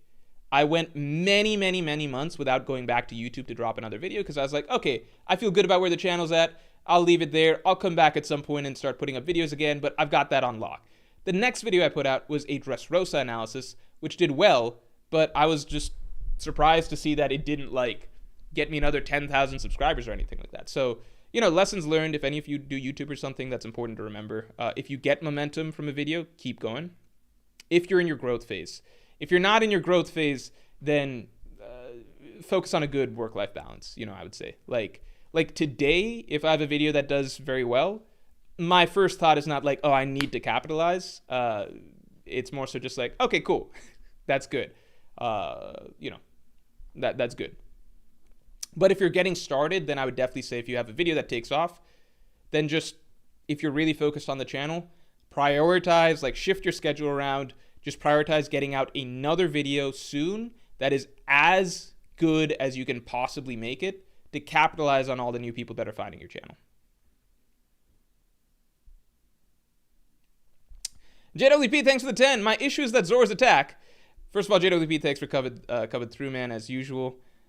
Should have at least knocked Kaido to his knees. Like, sure, he got scarred, but he then proceeded to take hundreds of hits from Luffy that outright did more damage. I think we'll never know if Luffy's, like, standard punches did more damage than Zoro's Advanced Conqueror's Haki attack.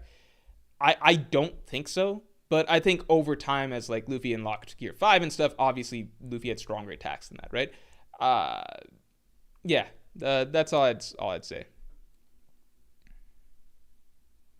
Fully healed Ashra with Advanced Conqueror's Haki, Mercs Kaido. Yeah, if Zoro can fight like that from start to finish, I think for sure.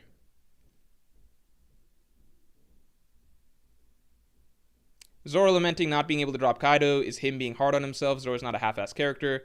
LMAO, that's why Kaido corrected him about leaving a scar. Yeah, that's true. At the same time, if Zoro was at full health, I imagine he would have done better. All right, everybody. I would like to direct your attention very quickly to, of course, my attire.